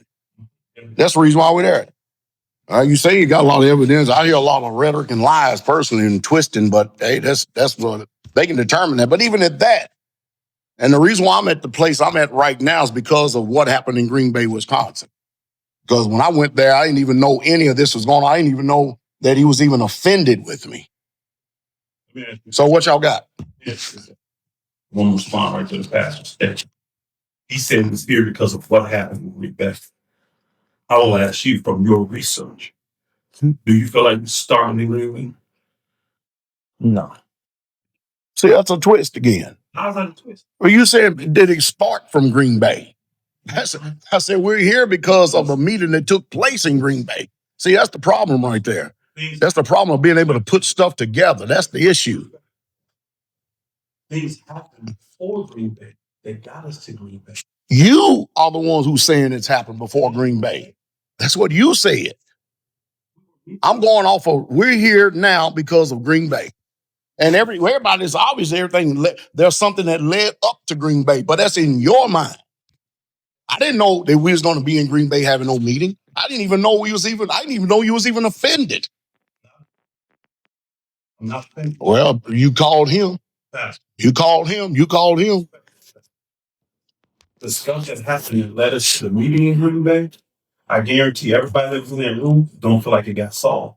So we're still here. We're still dealing with the things that happened before Green Bay that made us meet. Because you out in the fence don't mean I have one. Because you have an accusation, that don't mean I have one. I'm not going to be privy to just because you feel a certain way or you believe you've been shot at a certain way, and I'm supposed to sit there and accept that. That's what I'm doing. I know exactly what I'm doing. I'm not going to sit up here and talk about every other person I've spoken to who has called me and somebody has said something to me about the videos is being made because it hit them. You personally believe and think it only are hitting you. You think it's only just for you. That's the reason why we here. That's the reason why we were in Green Bay. Like I said before, I ain't have no offense. So I'm gonna let you go, Elder. So based on what Pastor Dowell just said, that's good. That's to my knowledge. Without any other background or anything else. Finding out that it was a meeting in Green Bay. The meeting was about what was said in regards to how they hit you, meaning that those things were directed to you. So I'm asking right now. That's for no. Okay, So so I'm clear. That's not what the meeting was about. okay, so second witness then Elder Mitch, because you already explained. So I want to hear Elder Mitch. No, so listen. You described the meeting wrong is what I'm saying. That's not why that meeting was in Green Bay. Okay. Elder Mitchell and Elder Frank called us together because they could see the tension between me and Pastor Dowell. Okay. And they wanted that aired out before we went in front of the leadership. That's why we had to be. These two called the week. I'm on 43. So I'm almost there. I don't know nothing about no meeting. I have my notes. I have everything set to go into the leadership meeting. They asked me, will you meet? And I asked them, who's going to be in the meeting? So can you tell us what this meeting is about? Because I didn't want to go in front of all the other leaders because some of them freaked mine and I didn't want nobody else to get pulled out. Also, the top of the leaders feeding each other. So I went to the leaders and said, hey, what do you think? And then we asked you, we called him to make sure he was there, and we asked you if you'd meet. And then we asked you. Why did you ask Pastor Miriam? Because the way it presented is he Who asked you to invite Pastor Miriam to the meeting? I mentioned. Can you remember? Again, listen. What his statement is because the meeting was there because of the perceived tension. I'm gonna say perceived tension between myself and him. I didn't know anything about no tension. I do know that the phone calls and us conversating has diminished. I know that I'll call him and then I didn't get a return call. I know I've said quite a few things that's totally irrelevant to this, but that is the reason. He is the one that has the accusations. He is the one that spoke to all of them. So when I'm going up there and we're in this meeting right here, I'm going in there totally green, not knowing anything that is going on about nothing behind the scenes because he didn't talk to me, he didn't talk to me, and he didn't talk to me. And I told Pastor that. So, and I talked to Pastor Rufus about this as well. Even after I said, well, one thing I didn't like about the meeting, I said, is that I didn't have a chance to debrief Pastor Dowell. And the reason for that is because, and I completely understand why he may feel ambushed. And I even told you this, Elder Brent, as well. I said, he came to me, of course, we had spoke to you. All right. And of course, we urged you to go back to Pastor Dowell. You say you felt like you already did. Okay, fine. Based on some of the stuff that you were saying, we didn't really want it to get to the 6th day. I kind of had let it go, but he came to me and said, hey, what do you think? And I said, well, we can ask. He said that you said we set it up, let's do it. I said, okay, fine. I said, can you call Elder Becker? He said, yes. So he called Elder Becker. I went over to Pastor Miriam, Pastor Dowell, and pretty much I asked him to meet. I didn't tell him about what just yet. I went and took a phone call, and I wanted to pretty much talk to the pastors. So I come back. He left with Selena. So I said, hey, let's talk to Pastor Miriam. Let's debrief him. I went back down after we got done talking to Pastor Miriam, I went back down to his quarters, but I didn't want to disturb him. So I went back to the gym to wait. We ended up having a meeting. I didn't like the way it turned out, of course.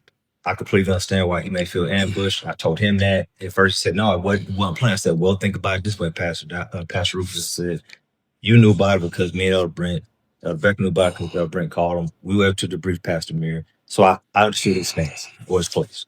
All right, so talk about the whole Wisconsin meeting. Like I said, we wanted to have it simply because we felt it would have been wise to not have somebody like get this information. Somebody like the Clarksville brothers, the Rassans, just everybody involved. He and I didn't want to see tension among, top leadership, if you will. That's what we felt was right at the time. All right. So that was the whole reason why we kind of pushed that. Now, leading up to that, the reason why that y'all probably heard Pastor say us leaders or elders approach it as though they have a problem with each other. And that's not the way to do it. The whole reason why I felt the way I felt is I feel I'm pretty close to Pastor Dowell. I feel that I'm pretty close to Pastor Rufus. Last year, and I've explained this pretty much to you and you two, the elders, you two elders. And it's just my perception. Once again, my perception could be off and could be on point. I just felt that, okay, my first thing, I thought y'all did have tension simply because of the whole trust thing. Then we was at Georgia. And then I saw how he spoke to you at Bama, so I'm like, man, I feel like this is, you see what I'm saying? It feels like y'all not as tight or something. That's how I felt. That's the way I was perceiving it. And then I'm doing my thing. I'm just, then you gave me a call and you asked me if I had some time and we spoke and you started letting me in on, what you thought Pastor was saying. I said, okay, that's when I began to say, go back to him, go and talk to him. And that's when you begin to elaborate that you feel like you already did. But I said, When did I call? February. So this is months later. So you held on to whatever you had going on, whatever you were perceiving. Bambles in November. So you ain't talking to nobody. That's for sure. So he calls me up and he wants somebody to talk to, I suppose. He told me I spoke to Elder Brent. I said, fine. But once again, we did say go back, but she was like, no. And at that point, what did I say? I said either Pastor Rufus has an accusing spirit, or I said, Pastor Dowell just a bad dude. That's really how I felt about it at the time. Now, I said, okay, but I've also been put myself in his shoes, but I've also been put myself in your shoes to kind of understand the situation since Wisconsin. Mm-hmm. So I even told him, hey, I'm going back looking at because I want to see why he thinking the way he thinking. So, and I told you, Pastor, and I told you, Pastor Corey, and I haven't hid nothing what I think from anybody. And I was like, okay, I could see where, I also told you, you could probably be taking this a little bit personal. And I said, are you sure it's not personal? So I started asking that. Reason why? Because you bring up like the obese thing, the morbidly obese, the fat stuff, whatever.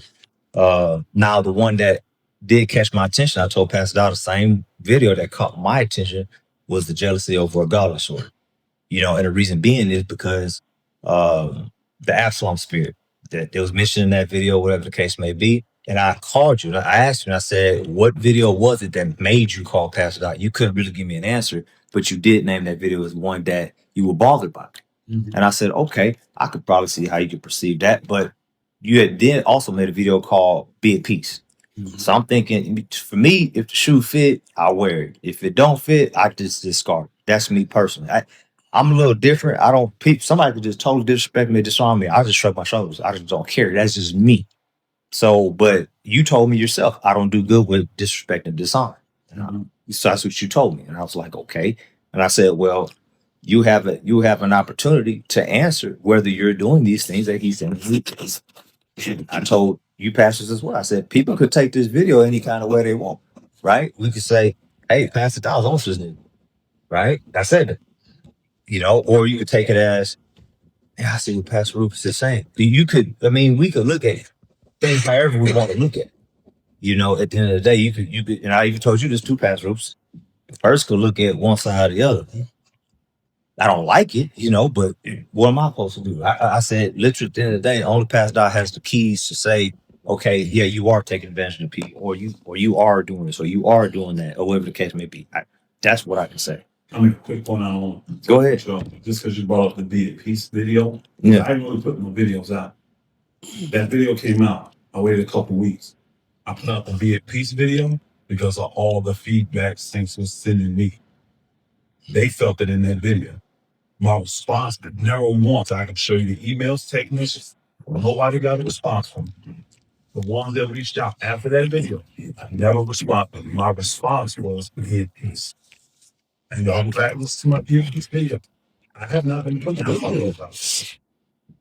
I put that out for the Saints because they were reaching out saying, what's up here? There's something going on and da da da. Be at peace. Go back and look at that video. I didn't slam the pastor. I didn't throw no side remarks at him or nothing in that video. I was telling the saint to just be steady. Okay, so hallelujah. I just wanted to say, but that was my stance, and that was the whole reason why I felt like there may have been some sort of tension. Like I said, they two could answer that. So, like he said in the beginning, this isn't. I don't know what a sin is in any of this. I don't. I just know. I felt maybe tension, and I know that you felt bothered by something you said, and then I started asking the question. I said, if we're gonna meet, what are we meeting for? I started asking that question. I asked that question. You, Pastor Mir, you, Pastor Corey, both you elders, and then lastly, but not least, both Pastor Dowell, Pastor Rufus. So that's before he went on vacation. So that's where I was just like, okay, well, we need. Go ahead. So, well, real quick, I'm sorry. One relevant point, and this stuff is important. The reason I don't know about y'all currency, because I believe you called me when I was on the road going up there for the meeting. I also wanted to request that Pastor Mir for the meeting. Yeah. Because I said it's going to be in the meeting. I didn't want Pastor to come ambushed. Why did I say Pastor Mir? I felt like Pastor Mir had teeth in the game. That audio recording that got over recorded on Walk Talk on Pastor left the thing up. That you and him were having a conversation in front of McNabb and Michael Hill and all that I got to hear. Right? Pastor Mir makes a statement in that conversation and he says, I can't wait to get to the leadership meeting. Pastor's response was, you already know what I'm going to do at that meeting. I'm going to get that spirit. I'm going to get that bitter root. That's what he said. Pastor Mir didn't respond, which was wise in my opinion, because again, he knows there's other people in the room. Why would you say something after that? You know what I'm saying? So who was I referring to? That's what we was trying to find out. Because that's the first question I asked when you got to Wisconsin. I looked you in the face and I asked, Pastor Dowell, am I that bitter root you were speaking of? You said no. Then you tapped Pastor Mir. You said, I was talking about that brother up in Indiana. Remember? And Pastor Mir said, yeah. And I said no, because that's when I reminded everybody. Pastor Mir said we were talking about the leadership meeting. So if you're not talking about Elder Rob or Deacon Samuel, we can't be talking about somebody from Indiana. Then it all blew up and started getting deflected, and we never even got to deal with it. Because you kept asking, what did I say? And I said, you didn't say nothing, which I think was wise because other people are listening. And by the way, y'all, I did get that spirit too. It's just that people don't know who it is. I did get it though. All right. He said it's not me. He said that's not me. I wasn't the bitter root. That's what he said. Because I asked him. He said no. Now, as soon as we get back, that Monday, I'm kicked out of fellowship. Nobody can come fellowship with Georgia. And he quotes Hebrews 12, 14 and 15. All right. And that reason being is because as soon as that takes place after the meeting was over with, the leadership meeting, he looks at me, he hugs me and said, I'm going to get it right, Pastor. All right. We fellowship good that Sabbath. The following morning, Pastor. That's not. You didn't say you was going to get it right? No. That's what you said. Anyway, that's what I heard. So now it's his word against mine. That's what I heard. So anyway, he turns around and he calls me because he just had a 2-hour conversation with him going over the same old stuff again. And then telling him that how many liars that he is, that because he came up here and preached that message on King Saul because he believed that myself and Pastor Muir had prior conversations to that message. Pastor Muir told him we did not have any prior conversations about that message or anything as far as concerning Pastor Rufus, which we didn't. And then immediately after that meeting, that's the reason why I made the decision to keep Pastor Elder Crago, Brother Jonathan them from Alabama, and Brother Robert them from going there. Because immediately after that, he gets on there and he makes a video and says, the king of Straitway has decreed. Now, when you're talking to the people like that, what do you think they're going to, what's going to be their perception? When you were referring to the king of Straitway has decreed, and he has said that we're no longer going to be fellowshipping at this particular time. That's what he said on these videos that he said he had made. What kind of video was it? The king of Straitway. Video was? It's a Marco Polo. Oh, it's the video. It's still a video. It's a video. You did say the king of Straitway. Referred me 3 or 4 times to that. Now, out of that light right there, here you are, the lay members. And here is I myself making a particular judgment, out of which it was very wise. Because I can only imagine that if they got together and had these Q&As, how can only, because he understands there's a community down there that he has no accountability. There's nobody down there to actually bounce things off of. Anybody's going to hold him accountable. There's nothing of that sort that's going on down there at Straitway, Georgia. So not getting on subject, but this is the reason why that we're here. We're here again because he is offended. He has accusations that I didn't know anything about. And they keep putting fingers on me saying that all these videos that are being made are personally towards him. Out of which, how many people have heard these videos and you've all your own self been hit in certain areas? I'm not doing any damn thing that I haven't done in the last 20-something years of ministering, preaching, and teaching.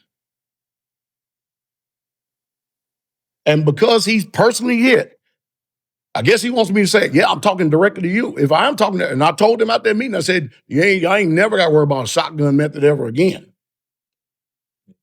The spirit I did get, y'all notice I made a video talking about Jermaine. I made a video about Brother Jermaine. I'm actually contemplating on making another video about an elder here that I got information from yesterday. See, when you got elders that in a position of leadership, and then you go to a brother in the fellowship, and you start to tell them, I saw Pastor Dowell run from judgment. And then the brother comes to you and say, wait, hold on, elder. What now? Listen, hold on, before we go any further, can you go talk to Pastor Dowell rather than me? Because what's happening now, I'm getting offended that you are offended. I'm offended at you for being offended at Pastor Dowell, saying that he's run from judgment. You need to go to him. And this is why I was talking about we may have elders in the ministry. We got a bunch of young elders in the ministry because we're still functioning and acting like lay members. And we're spitting stuff into these people that shouldn't be. You can't sit up and take y'all spirits and then turn around and talk to lay members and when you got the power of persuasion on them. If you're bitter, you've got accusations, you putting forth the finger, they're up under your leadership. They're under you. They have a soul tie, a righteous soul tie. They're going to feel what you're saying. So again, just because he has an accusation and slander stuff, now my offense has been since that dishonor and disrespect up in Green Bay, which was on a grand scale, which I ain't gonna never tolerate again. You can call it getting after a spirit all you want. You don't talk to nobody like that, especially me. It'll never happen again. I promise you that. If you're gonna go after a brother for a spirit, you should be entreating them. Anyway. All right. Let me say this. Okay, so we all know the backstory of the meeting in Green Bay. When I heard all them videos the pastor has been putting out on Patreon, okay? When I hear those videos, the first thing I look at is myself. I'm not looking at nobody else. When I hear talking about losing weight, and he said a whole plethora of things in these videos, but I listen to the videos and I say, okay, what applies to me in these videos? Losing weight. I talked to Elder Rob about that. I said, I'm going to be rid of this damn belly. That's one.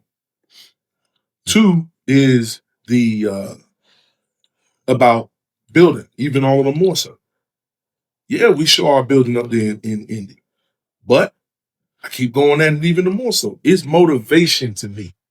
I've explained it.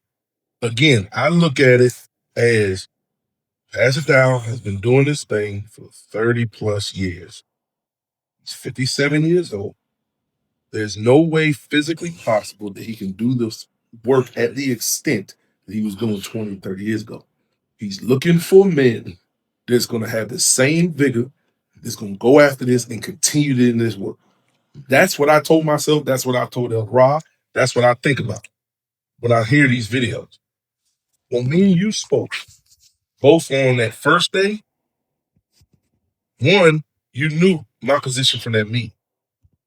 I said that I have never heard anybody speak to Pastor Dowell that way. And I've heard you say many times, my friend, my pastor, he's a man of this generation, and these statements. But the way that you spoke to him in that meeting, I honestly couldn't believe it when I was even here. And if the roles were reversed, I said, you'd have been jumping over that table at somebody. And I told you, I said, Pastor Rufus, I have never heard anybody speak to Pastor Dowell in that manner. Never. I thought it was highly disrespectful. And your response to me on the phone was, guess what? I've heard people talk to Pastor Dowell that way. Right. Okay, but still, my question in that is, where's the humility? Where's at the point where it's like, you know what? You know what? You might have never seen nobody raise their voice and talk to Pastor Dowell in that manner. You know what? I shouldn't have been talking like that. Period. If we making the statements that he's the man of God, he's our leader. Me as a subordinate, I'm not going to talk to my leader in that kind of way. That I thought was highly disrespectful. And there was two more things that I told you in that conversation, because the conversation on first day, right before we was leaving the hotel, in that conversation on the phone, there were many points in that conversation where you was yelling on the phone at me. Pastor Will, I need you to hear me. Tell me that I don't understand and all of this. You also said about you being accused of being King Saul. But what you also told me in that conversation, Pastor Rufus, was Pastor Dowell doesn't have any javelins to throw at me. You said, but he sure is throwing these videos. And I thought to myself, I said, okay, so what you King David now? That's what I thought in my mind. I said, because it makes no sense. You told me about people being highly offended here, and I had the same response. Why haven't they went to Pastor Dowell? Why haven't they went to Pastor Dowell? If they're here, why are they contacting you? Why are they talking to you about what's going on here? You know, I told you they didn't contact me. I didn't tell you they contacted me, Pastor. Okay. So hold on, Pastor. You got the information I got from him before I did. I didn't tell you what the accusations were. I told you exactly where everything came from, Pastor. Okay, so here's what I'm saying. I'm telling you what I told you from this whole thing. You haven't. Okay. You haven't lied. And then the point obviously up there in Green Bay, and the 2-hour conversation after that. Mm-hmm. Then the conversation I also had with you when I got back to the land the next week, if I'm not mistaken. I don't know the exact date. About what spirits. Okay. I also told you in that you assume a whole lot. You have a lot of assumptions to where you're thinking that all these videos, all these things are being hurled at you. And I told you how I would react. Because at the end of the day, if something applies to me, and I know it applies to me, I'm gonna do what I'm gonna just keep doing what I'm doing. I told Elder Mitchell on the phone, I said, if it's something that if I'm building and I'm being told I'm not building, I'm not tripping off of it. I'm gonna just keep doing what I'm doing. I'm gonna just keep building. Because it's motivation to me. I think that there's a lot of assumptions. And then the last thing that was also said is you asked me, do you believe that I am jealous of Pastor Dowell? And I said, I do believe there's jealousy there. I said, not only with Pastor Dowell, I said, but myself as well. And I said with Pastor Corey. This is what I told you on the phone. That's not true, Pastor. Okay. You did not tell me I'm jealous of all three of y'all. You didn't say that. That's not true. Pastor Rufus, that is exactly what you said. Let me ask this thing, since you said that. What is my jealousy of you, and what is my jealousy of Pastor? I told you in Green Bay. You said it. Okay. I told you, Pastor Rufus, I told you in Green Bay when 2 elders came to me. Well, I was speaking to one, and Elder Mitchell walked up, and I asked him the same question about. I said, when you told Elder Elder Crago, I came down all the way down here to preach King Saul about you. Okay. And I said, that's ridiculous. I went and drive 6 hours. And I gave you the whole back thing. I have been in here for months. Months. How long have I been talking about kicks? For months. And then Elder Mitchell confirmed that. With you? Yes, saying that this is what you said. And if you remember, you didn't come to breakfast that morning. And when you came to orientation, I sat down right next to you and I told you. I said, Pastor Rufus, this isn't just this. This has been going on for years. I told you about what Brother Brandon came up to Indiana and told me. I remember all that. And Patrick. That's not answering my question, though, Pastor. What's your question? How am I jealous towards you and how am I jealous towards Pastor Corey? You said you told me that. Well, I didn't explain what Pastor Corey. I said that's for him. You think I'm jealous of you because I thought about the King Saul thing? No, I'm talking about the jealousy whenever somebody or you perceive that somebody may be getting close to Pastor Dowell. This is when this shit rises up. And I'm telling Pastor Rufus, I'm telling you. I'm sorry, Pastor. We did not have that conversation. I didn't know. No, I'm not saying. What I'm telling you is, Pastor Rufus, you gonna let me talk? Yeah, I'm just saying. You saying that happened in the conversation with us? Okay, Pastor Rufus. You didn't in the conversation. In the conversation, Pastor Rufus, you asked me if you were jealous. Do I believe about being jealous, Pastor Child? And I know exactly what I said. And exactly what I said to you was, I do believe there is jealousy there. Not only, I said for Pastor Dowell, but for me and with Pastor Corey as well. That's that last part was the part that's on my hand. You did say that. I admit that. But you never said that I was jealous of you and Pastor Corey. You never told me to Pastor Dowell. Okay. So, Pastor Rufus, I don't do anything at the land of up there in Straitway Ghost unless I'm sitting with this man. I literally do nothing. He was sitting? He was sitting right there with me. You heard me say that, Pastor? I mean, literally. That is what was said on the phone. What? So, I don't remember that part. Okay, so but what I'm saying to you, Pastor Rufus, is one, the biggest thing that, like I said, and I don't want to keep beating the dead horse. The biggest thing that was said that got me was the way that you were speaking to Pastor Dowell in that meeting down there in Wisconsin. I repented for that. Okay, so we can repent for that. But then the next day, you have a 2-hour conversation with me. You're telling me the same thing about him lying from the pulpit. You're telling me that he has spirits on him. If you repented, who'd you repent to? When? That's what I said. You didn't say what I said, Pastor. Oh, I can tell you that what you said. I'm going to get it right, Pastor. No. I said, Pastor, forgive me, and you know I'm with you. That's what I said. I didn't say I'm going to get it right. I said, you know I'm with you. Anybody know? I know I probably talked to somebody about that. What did I repeat it? Y'all heard me ever say this? He said we hug. He said, I'm going to get it right, Pastor Dowell. Yes. You told me. I mean, I tell. You told me. Yes, he told me that.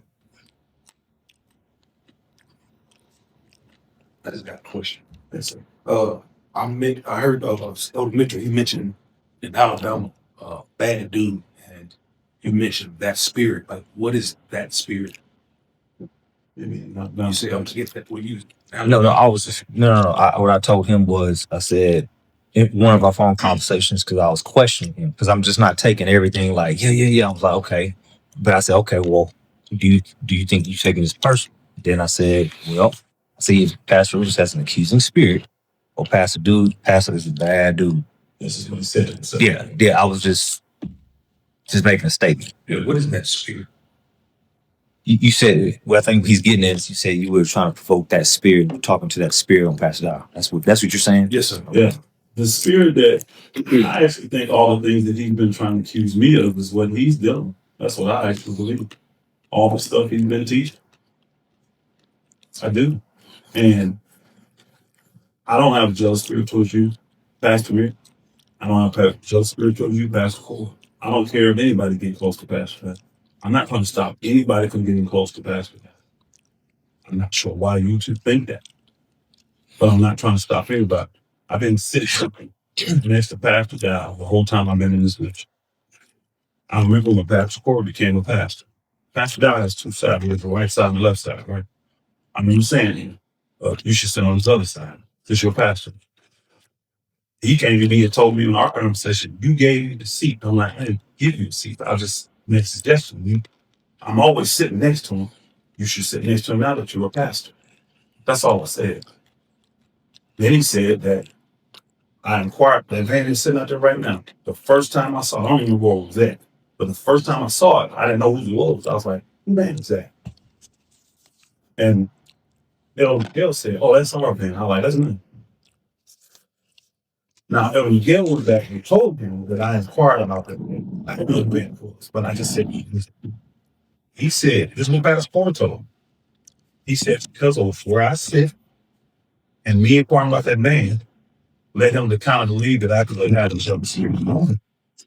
And that came from the y'all probably conversation y'all four-way. Remember when y'all had y'all powwow? Or the conference call y'all had? You, Pastor Corey, Elder Bishop, and Pastor. You don't remember that conversation? Which one are you talking about? We had a conversation. I was on the phone with you. I spoke with you, and one of y'all called me. I called y'all back when I got my appointment, and I got tapped into a forward conversation. Yeah. Well, that's where it came from. Now, I already knew how elementary it felt from the meeting. So I didn't need to call him. I wanted to confirm you felt the way you did with the spirits. That's all I said, right? Do you believe I have spirits? And if you do, what are they? I did the same thing with Pastor Cole. Because there's been a lot of things said that I just can't believe has been coming from Pastor Dowell. So when something's said, I have to actually go to the source to verify. I do. And that's what I did at home. That's what I did that day. But I hear what you're saying. The only part I can't remember is you telling me that I had to. Now, Rob was confirmed. I'm going to take y'all where I answer. You got a witness. I'm going to take. That's the only part. Everything else, 98% of what you said, I agree 100%. I do not remember you telling me that I'm also jealous against you and Pastor Corey. I don't remember that part. You definitely, but the thing is in the conversation when I said it, you didn't address me, and you didn't address one. I wasn't going to say that you was jealous about Pastor Corey, because that's what I believe. Okay. What you said in response to that was, if you believe that I am jealous of Pastor Dowell, you said I can show you where he is jealous of me, and I have evidence. That was your statement. That is what you said during that conversation. And my whole thing from the get-go of this the whole time, I said, I don't know if I said this in that meeting, but what kept coming to my mind was, okay, blessed are the peacemakers, for they shall be known as the children of Yah. I keep thinking in my mind, okay, what is the solution? Can we sit our tails down? Because it shouldn't even have went this far. Can we sit our tail down? I think I made a statement in the meeting where I said, I'm prepared to sit here till 7 o'clock tomorrow morning. Let us sit down. Let's get this shit right, because y'all, one, it needs to happen. But number one really is y'all's feast is around the corner. We need to get this thing right. And it's been drug out all the way through and through. And for what reason? I think, to answer the question, it's been drug out because Pastor's not being honest. I'm just keeping you up. I don't believe Pastor Dowell's being honest about this. And the other evidence can speak on the evidence that they have gotten since then. It's clearly something going on with Pastor Dowell towards me. They can see it now. Just from the videos and the evidence that's been put before us. You have to listen with a very keen ear. Again, I love Pastor Dowell. I've never once spoken to Pastor Dowell the way I did that day. I told you it was my attempt to provoke the spirit. Someone said it was unsuccessful, but it was my attempt. Nobody in this room can ever say they ever seen me even raise up at Pastor Dowell ever before. Never. Huh? Never. I've seen me shock myself. Elder, and Pastor can be a witness to this. I've seen men disrespect Pastor here on this land so bad that it got to a point where I told Pastor Dowell, we're not coming, when we was coming every month, we won't come to fellowship anymore, because I cannot tolerate the disrespect. Who did that? As I sit there. Who did that? The one time, you remember Teacher Shane when you disrespecting him down there? And I'm sitting, Teacher Shane sitting here, I'm sitting here, Pastor sitting here. And he was sitting right there. It was something about the audio thing up here. He just berated Pastor. And I'm telling you, it was everything in me not to go over the desk with him. But I'm looking at Elder Becker, he's sitting there calm. I'm looking over at Pastor, he's sitting there calm. It bothered me so much. I went to Pastor, I said, look, we just want to come for a month of fellowship. I can't sit here and watch people just dishonor and disrespect him when all you did was asking him why he didn't do his job. Because he had told him to wire some up night early in the day so he can record while we're because that's what he always does. And he didn't do it. But he just went off on Pastor. And I'm sitting there looking like, what in the world? Now, again, I will apologize to Pastor in front of you. I will repent to Pastor in front of y'all. I'm telling you what my motive was, though. I'm not King David. Okay? I'm not King David. I ain't a king. I'm a brother. That's it. But it's clear that Pastor Dowell has issues with me that he's not putting forth out there. That's just, and again, you say, just ignore and keep working. What you think I've been doing for 14 years? So this has been going on for 14 years? Oh, it goes further back. Because again, I've done what you said. I can give you a case in point. There was a good video Pastor did. He was at Georgia East. He was in the parking lot of Georgia East. He ripped, it's 2015. I remember he ripped us. Didn't call my name. Everybody knew who was talking about us. Georgia. I was fire hot when he made the video. But I sit there and I process everything and I said, you know what? I can't lie. He ain't telling, he's not lying. We ain't done nothing because at that point we hadn't done anything.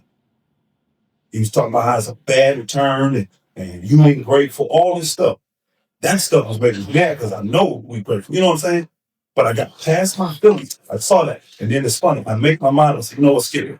We build. He had told me to buy some 6x6 posts. I had it in the backyard. Told me to buy some wood. I had all that stuff. I had all his instructions. I knew what his instructions were. He was testing me to make sure I had money. I got no problem. I don't have a problem with it. Every time he told me, he told me to call Tim and I said, you know what? We building this first day. We starting that day. He called me the next day. He said, I don't tell him that. I tell Tim. The next day he called me, and Verner's living here with him. He said, right. And we've been building ever since. You understand what I'm saying? So I got history of when Pastor comes at me, if he's just telling me 100% true, I don't have a problem with that. I get past my feelings and emotion. It's different when you eviscerate somebody's character maliciously. When you're putting out words and you're a powerful man, and everything you say, people hinge on, and you eviscerate my character. You saying things like, he's diablo, he's clothing, he's policing the saints, he's tricking the saints, he's getting into the ear of the mind, trying to sway the saints. Now, I have this thing, since I got an accusing spirit, right? Since I'm assuming, y'all heard these videos. Y'all got this written down, all these things he said. He's talking about, these are leadership videos he's done since Alabama. And he said all these things. And this is what the plan was. This is what Yah had gave me. What I was going to do with leadership week, I actually had this page and I had this roll up there, accusations. I was going to sit there and wait for whatever accusations come. I was going to write them down. And once he got done, because remember, he was supposed to go to every individual community, right? And tell us what we're doing right, what we're not doing right. We didn't get to that. I was waiting on that. Because I was going to write down the accusations, and then I was going to ask for a second witness. But the book is clear that nothing can be established without a second witness. And just because even Pastor Dowell, just because he feels that way, doesn't make it 100% right. We still have a book to follow. We still have a book to follow. He doesn't get to go outside the book just because he's Pastor Dowell.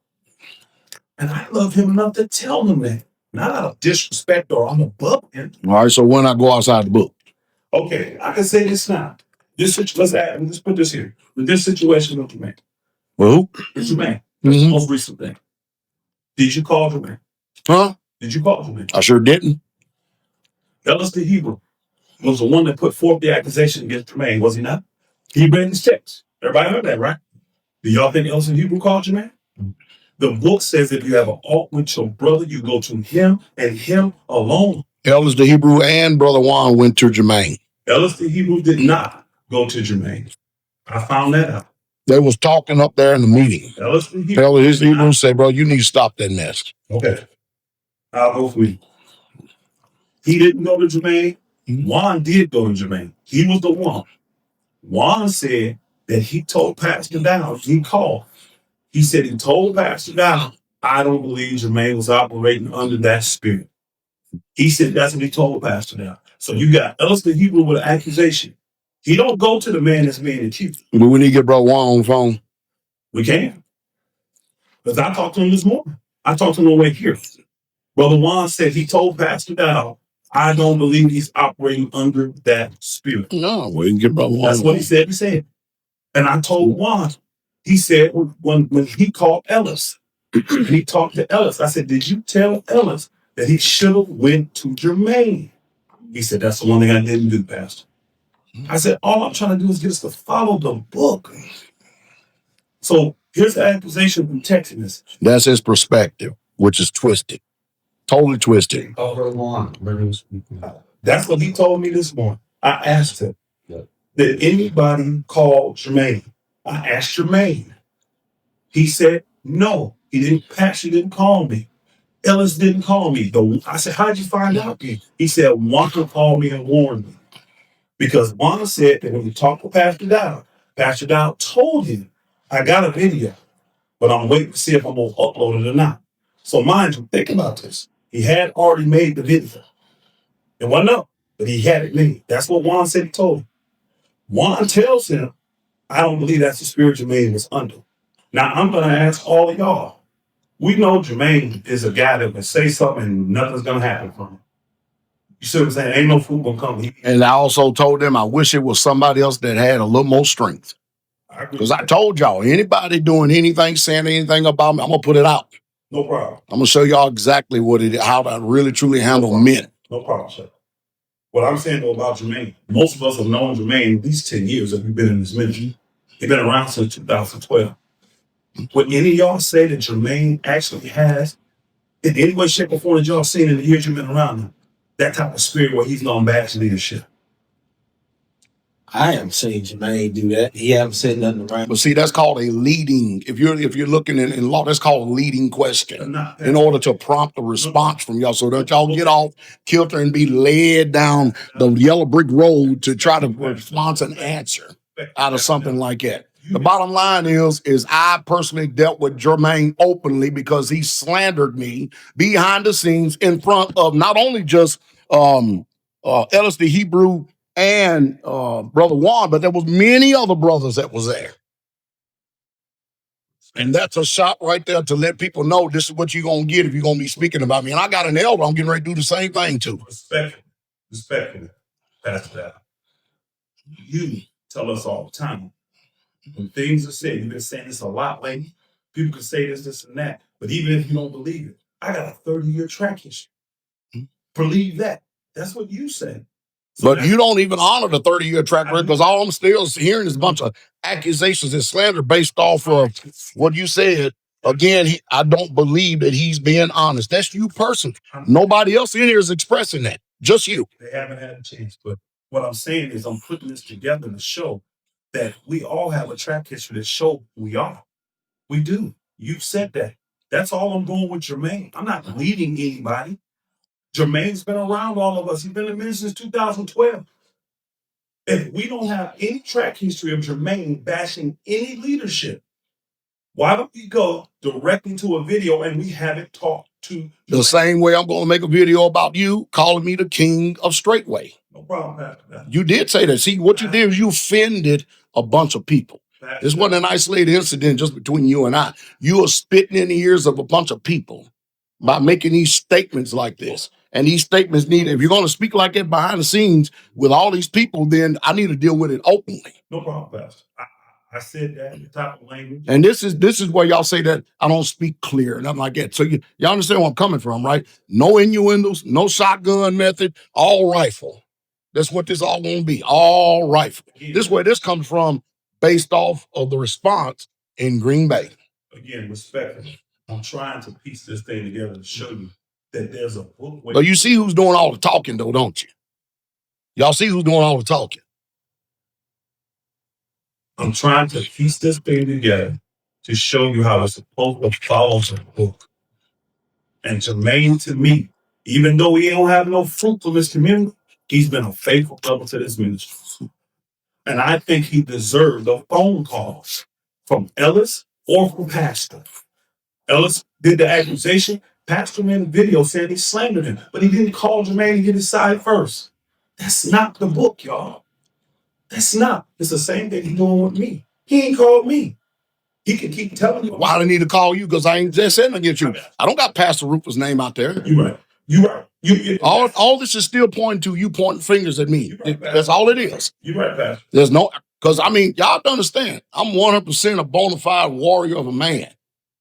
I ain't afraid of none of y'all. If you think that I can't mention you or talk about, if I need to say something to you, everything I've ever said to you, I can run down a list of what I've said to you. And you are in it's amazing how you're selective hearing. You don't hear a damn thing. When I make these videos about leadership not doing any work or anything, I'm talking about you. You don't know that. You don't know that. Everybody sees it. And you don't know that. No, I said it, no. Pastor, I'll go back to our conversation. When I called you, what did you tell me? I just think if you get out front more, you will be more motivation for the brothers. Okay, sir. And if you go look from that phone call and look at my timeline, them the only videos you've seen of me. Since then, I got one other video telling the saints to be at peace. So I followed your instruction, but the video still kept coming. The decimation. Again, you believing that your character is being hit. That's what you believe. I'm trying to stick to the reason why we're here. We're going all over. I'm trying to stick to the reason why we're here. Yes, sir. Yes, sir. So the videos that you perceive are targeted towards you, how many times did you watch it? I don't know. I'm sorry. None of them I watched less than 3 times. None. Because I want to add on what Pastor said. I saw Pastor Dowell stand right there where that table is and said, I'm talking about from leadership on down. Mm-hmm. No, actually, excuse me. He said, I'm talking about from pastors on down. I know this. Remember? I do. He's talking about being fat as hell. I'm not talking about. So back to the video. Yes, sir. The other videos with leadership, expectations. Yeah. Echoing what Pastor Muir just said, I didn't see Pastor Rufus say, I saw me. I saw us as leadership. So going back to the shotgun moment. So with that, I'm trying to understand, you don't see the assumption. You don't see. I can see how y'all see it as an assumption. Yes, I can see that clearly. Yeah, here's the thing though. I see the videos the same way y'all do. We all take it to us first because we're the leaders. Mm-hmm. What y'all not seeing, because all y'all looking at this from your view. You talking to me and this here, I'm good in. That's how you should see it. But there's a decimation of a person's character going on now. It's different. You don't see that. You know why? Because you know he's not talking about you. You know he's not talking about you. I know Pastor Dowell has never respected what he considers my work ethic from day one. Doesn't bother me. I don't get 2 shits. I don't. And that's not disrespectful, Pastor Dowell. I'm not trying to disrespect him. I'm not saying it that way. I never cared what any man thought about me, is what I'm saying. So let me check this, Pastor. You don't see where bitterness is a root when you can go back and say, Pastor Dowell has never respected my work. Oh, Pastor Dowell be able to respect more. You don't see where that's not bitter news. I'm acknowledging it. I'm not bitter about it because look what I've still done the whole time. I'm not bitter about it. I'm not. I just acknowledge it's what it is. You can ask him and see what he says. Pastor Rufus, I need an example. I remember the video Pastor did when y'all coming back from Missouri. And he was talking about, I forgot how you put it, but basically if you haven't been building, then you don't need to be out front preaching, right? I called Pastor Dowell. I want to say it was the next day. And I asked him a direct question. I said, Pastor, what do you want me to do? And he was like, okay, what are you talking about? And I said, well, from the video, right? Because what's the only time that I'm out front speaking is 4th day evening. So I said, from the video, I said, are you talking about me? Pastor Dowell said, yeah, I'm talking about you. I said, okay. I didn't do lines then that week. I went out and I was working. Pastor Dowell called me. I was on the track, the skid steer. Where lines then at?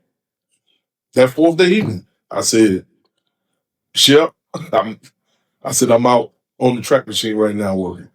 I didn't do lines then because, from the video, he said, all right, see you next week. So I saw, see you next week. So that's what I did. I jumped back on. But again, when you say these things are maliciously done towards you, okay, so guess what? Pastor Dowell called me fat as hell.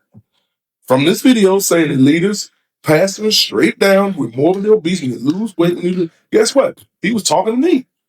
And that's period. I'm like, okay, I need to get myself right. That's why I don't understand where the mindset of he's only talking to me and is done maliciously is coming from. Pastor Weir, the maliciousness is not in the insults and all that. I'm not talking about that. The maliciousness come because he's speaking about me, he's speaking about my character, but he won't come to me and tell me that. That's the malicious. He can hide behind the pulpit. He can hide behind the videos. It's not that he's saying that's because he didn't come to me and tell me I was fat as hell. He put it in the video. There's an expression. You throw a rock into a pack of dogs. You know the rest. Yeah. And the hips gonna holler. Right. That's an admission of guilt. That's an admission of... I've admitted all of that. I've never denied the fact that when he said, I'm talking when you got there and work. He told me that when I called. Go look at my videos, y'all.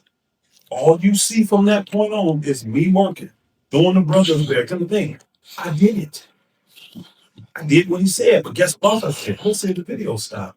Let's see if this land, and it doesn't. Y'all, I'm telling you. Hold on, can I ask a question? So, because you real focused on the fat thing, I hear all that. I want to know from you. So, because like you said, we sit here for your accusations, right? So, we need to progress this thing because we're going to keep going back and forth about, to me, which is meaningless stuff, in my opinion. Like I told you, I told everybody, I went back to see if I could see what you saw. Mm-hmm. So I'm just going to start with one thing because really I'm trying to get to nitty gritty. And nitty gritty to me is, all right, Pastor, you said, Pastor Dowell, I told you about this too in that one video. And the only reason why it's hit me so hard and all of us, because me, you talked about it, and you was like, man, how did I miss this? I said, because you were looking at yourself.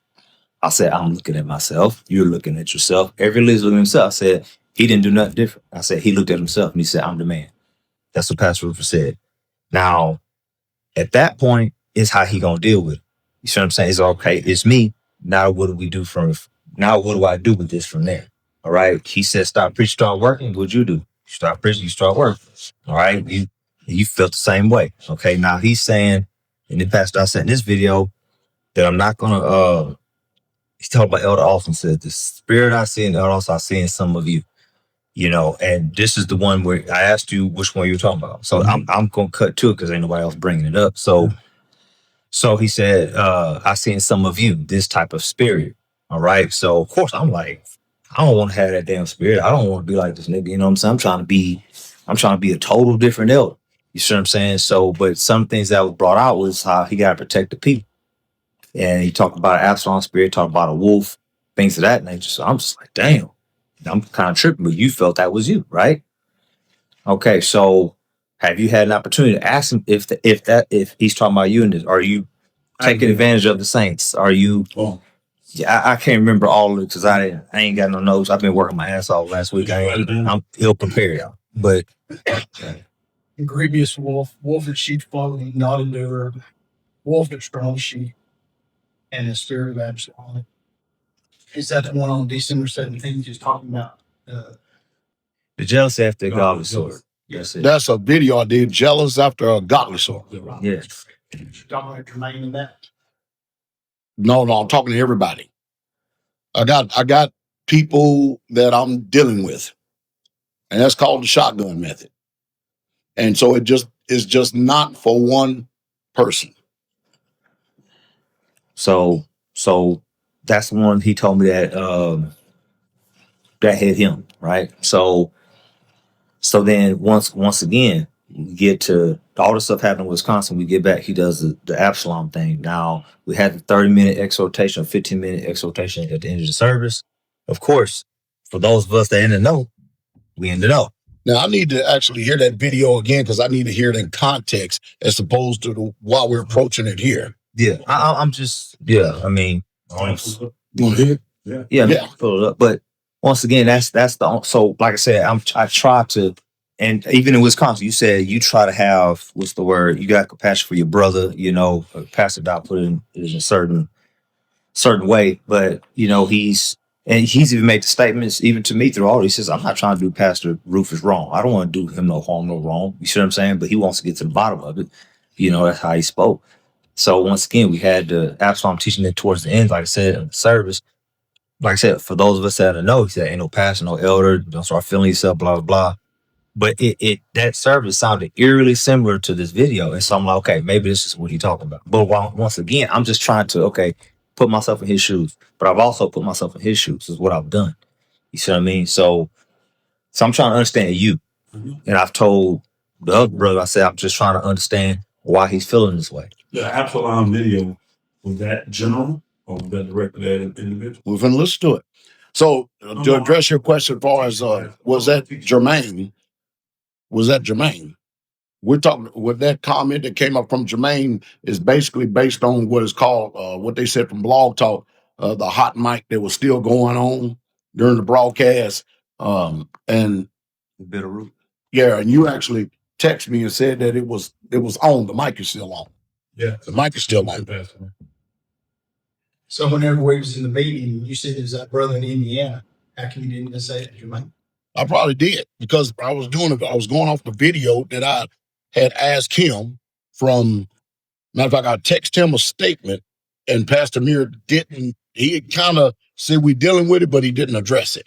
Because y'all don't understand, we're jumping around from video, doing this, and this, and this, and I'm like, what kind of schematic do I got sitting up here in front of me? So there is a lot of videos, but when we was in that meeting, he brought that up, and he co-signed on what you're talking about, that brother up there. But They talking about Brother David. But the problem with that, it ain't Brother David, because in the overload thing that ran over, you started it by saying, I can't wait to get to the leadership meeting. And his response was, you already know what I'm going to do. I'm going to get You got that recorded? Because about teachers not waiting to get to leadership. They took it down. I didn't want to get. I don't believe that either. I don't think it went down like that because, again, I think we're reaching and grasping for straws, looking for something to bring an accusation. Because, first of all, I'm a liar behind the pulpit. I don't preach the truth. That's what he still believes. You can still hear it in his speech. I'm not being honest. And I'm saying, if somebody's not being flat out honest to you, the best of their ability they can, because I make thousands of videos. I can't remember every damn video. I can't remember every single aspect of every video of everything that is said. Sorry. But to say that I have a malicious intent, all because he's butthurt, he's offended. That's the reason why we're here. We're here based on his pointing the finger, his slander towards me. That's what it is. When you, for example, Elder Mitchell, you just said, when you made a statement about being a wolf, fleecing the flock, and then you said, Pastor said, that hit me. Okay, so here's my question. When I hear that didn't hit me. Because why? Because that's not taking place. So why does it hit me? Why when he says, a wolf in sheep clothing or fleecing the flock of y'all, why is that hitting me? Because I heard it didn't hit me. No problem. What is happening is I know Pastor Dowell. And his actions behind the scenes have actually shown me. Now again, they're going to be justified because again, he takes the approach and the stance that I'm protecting the saints. But there are moves that are being made. Like I'll tell you the maliciousness. I think we're looking at maliciously the wrong. Y'all thinking of the insults and all that. I'm saying it's malicious because you're not just being direct. You're using the shotgun method to protect yourself, is what I'm saying. So, y'all know, Pastor Dowell said he switched and said now people that are living around communities, right? They used to be able to get in ties to those communities because they're there, they're being fed to those communities. He switched that and said, if you live around, now you give your ties here. I ain't never switched that. I never switched that from day one. When Elder Crago came in and he asked a statement was made to you, where do you get a tithe? You said where you're being fed at. That's what you told him. Will you tell? I asked you who When you first came in, right? Mm-hmm. you're going to tie. Mm-hmm. Said, Now, y'all hearing this, right? So, because I know Georgia's financial situation, I know their condition. And I still, even me still now, I believe personally that, and you remember that's the way it went down. I remember that's exactly what I started doing. I can't remember the word for it. That's been It's been a long, long time ago. 2018. Okay. So now what's going on is I have Elder Crago giving half of his tithes up here and still the other half to Georgia. I've said that every community needs to be self-supporting. Every single one of them, the ministries. So there ain't no underlying motive as far as a shift or anything else is going on. I'm developing this thing as we go because now he has a community. And pretty soon he can't be giving no tithes down there because it all has to stay, whatever funds he's making and stuff is there, but it's going to end up coming up here to the hub because it's obvious I do a hell of a lot better money than what a lot of y'all do. Mitchell, can you give us what Pastor told you about tithes now? Oh, I can tell you straight up what I said. What I said is that what I remember is that you took the tithes and offered by saying whatever you're being fed at. And I said, everybody knows that when you're being fed, it's the word that's being fed, not actually when you physically being fed at. That's exactly what I said. What do you mean? You told me about Serena with when he became pastor. Repeat that, please. Well, when he first came, I was down in Houston, Texas, and so in my mind, all the tithes still come here regardless because you still give a tithe, right?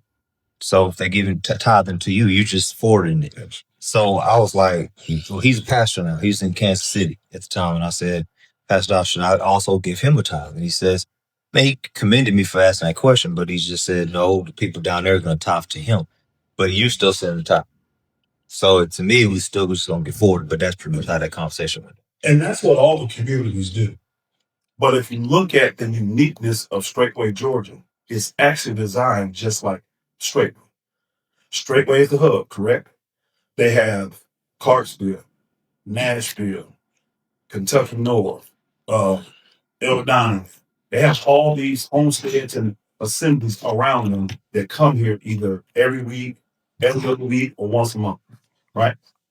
Of course, it's the hub, so everybody's fighting it. That's what we have down there in Georgia. Now, there was some speech about Georgia hub, but that's never been speech down there. I don't know who came up with that. It's never even talked about. I've never even heard before until some kind of accusation came out. But when you were getting all the tithes there from everybody, you're just forwarding it, right? Or that ain't no, you don't forward that. Because Pastor actually was determining how much people were giving him. He used to tell me, give this, give this, give this, give this. It ain't forward, it's you still pay a tithe. Because pastors said this plenty of times. I'm not trying to take all the money from there because you got a bill. Yeah. So you still give a tithe off of whatever it is you collecting. In other words, basically what he's saying is how many times I've told y'all, don't give anything this month or for a period of time because y'all doing certain things. What I'm saying to you is pastors pretty much dictated how giving is fine. I have many, many brothers I can call on the phone right now and tell you that Pastor Dowell told them specifically, you're down there with him, you need to tithe from there. Again, I told the brothers, he has the right to change his mind. Mm-hmm. He did it. Brothers were mad. They looked at me like, well, hold on. I said, no. Take your tithes and send it to Pastor Dowell. He has the right to switch this up. Because they're saying, he told me to give it to you. I know he has the right to switch it. And I have the financials to prove it. So he started taking, and he did that. And see, nobody else is really affected by that because y'all not set up the same way Straitway is. You know what I mean? Like, you don't like, I got 32 people live on the land, right? We have 100 come for service. Y'all have so many people live on land, so many people come for service. It's not triple. You understand what I'm saying? Yeah. It ain't triple. So when he did that decree, that took money from Georgia. A lot of money. I showed Brett, I don't know if I sent it to you, but we literally went, and I'm going to say on an average of having $5,500 a month given by saints, right? And offerings to under 2,000, 1,700. That's because now y'all not going to be having, y'all right now in the last month, I know for sure y'all ain't had no 100-something people there because the communities are having their own self-sustaining fellowships. That's what they're doing. That means Alabama, because the only way you get to 100 is Alabama, Cleveland, Brother Robert and them, and then the people that are surrounding these communities that have moved around from different, that have commuted from different places. That's how you end up with 100. So it ain't 100 every week. I didn't say every week, Pastor. It's run just like Straitway. Straitway has a big week here, right? We have more people coming than others. We have big weeks every week. What I'm saying is you have a week, and I don't know, like, what's the big week? 200? You talking about the Clarksville Saints come? When all those comes like 250, but the other week is what? 100, 150? There you go. So it's 1 week worse less, 1 week worse more. We got the same thing.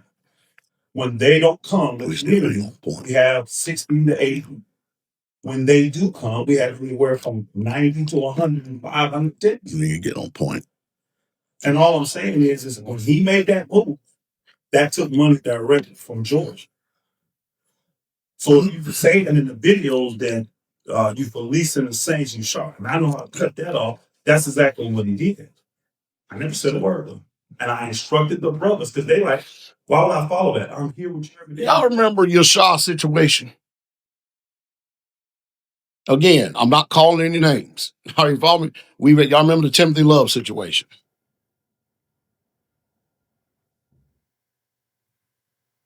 We've had these situations take place. The reason why we're here right now is because, again, he believes it's only to him. Can I respond? It's only to him. Can I respond? And have your accent. I got a lot of stuff in my mind when I'm making these videos.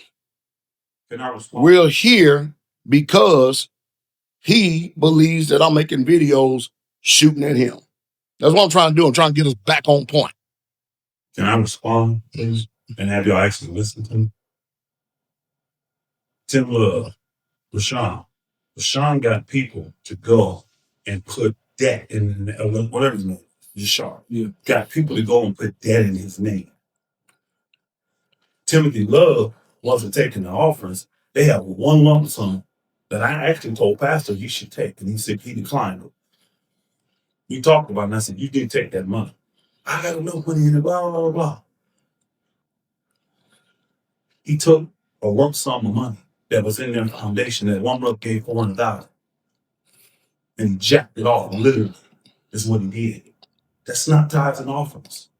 It's not the same thing. That's policing the flock of Yah. It is policing the flock of Yah, but it's not through tithes and offerings. So why are we here anyway?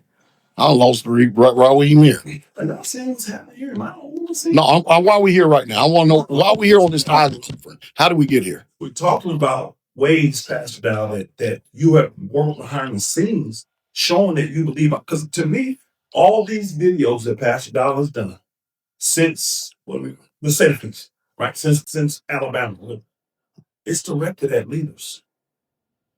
That's why I said when we get here, I'm gonna hear these accusations because if it ain't me, he can tell me which leader it is. Then this is not a layperson thing. This is not either the Tim Love and the shot. They were gone. So if you're gonna, if all this is directed at leaders, if you're gonna reset everything, who do you start with? You start with leadership, all the way down. You start with, and then I first said, I'm looking at me first. I see what a decline has done took place. When I talked about the reset, the main thing I talked about was the spiritual condition of Straitway. We're not operating in the same power that we used to. Now, he also said in that video, that godly jealousy video, that whoever this individual is, I'm not going to tell. Play the video. This over and make your Pastor Dowell. Everybody hear that? Yes, I'm talking out about the videos here this morning already. Because I had a lot of thinking to do, especially within this last week. You know, Paul said, I am jealous over you with a godly jealousy because I've espoused you to one husband, even into Messiah. One husband into Messiah. And what that speech means is that he's elated that you are able to hear him and brought you to Messiah. And now he's happy and elated and telling people, you hear me speaking, a sole purpose of you hear me speak is to really truly hear him that's actually speaking through me. And so he's elated that people are receiving Jesus. A real Messiah. He's literally elated. And I'm like, man, ain't that a beautiful thing? It is to me, because I get it, I comprehend it. I say it to say this. Most of you know about the Ella Austin situation. All right. And how that I spent a lot of ministry resources. Like Paul said, I robbed other churches to do you service. And y'all know what that means because you heard the service that I did on spot. But I spent so much money, so much time, energy, and effort. And mind you, this young man was with me ever since he was 19 years old. When he first came to me, he was born with asthma. Most like God. I laid hands on him, rebuked that spirit, cursed that spirit, cast that spirit out of him, and he got healed of asthma.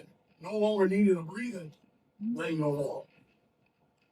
Well, as you have it over time, you know, I don't know what got into him, but man, I tell you, man, you won't believe how much money I gave that particular brother that helped over the years. I am upset, somewhat, only in part. I am grieved, only in part.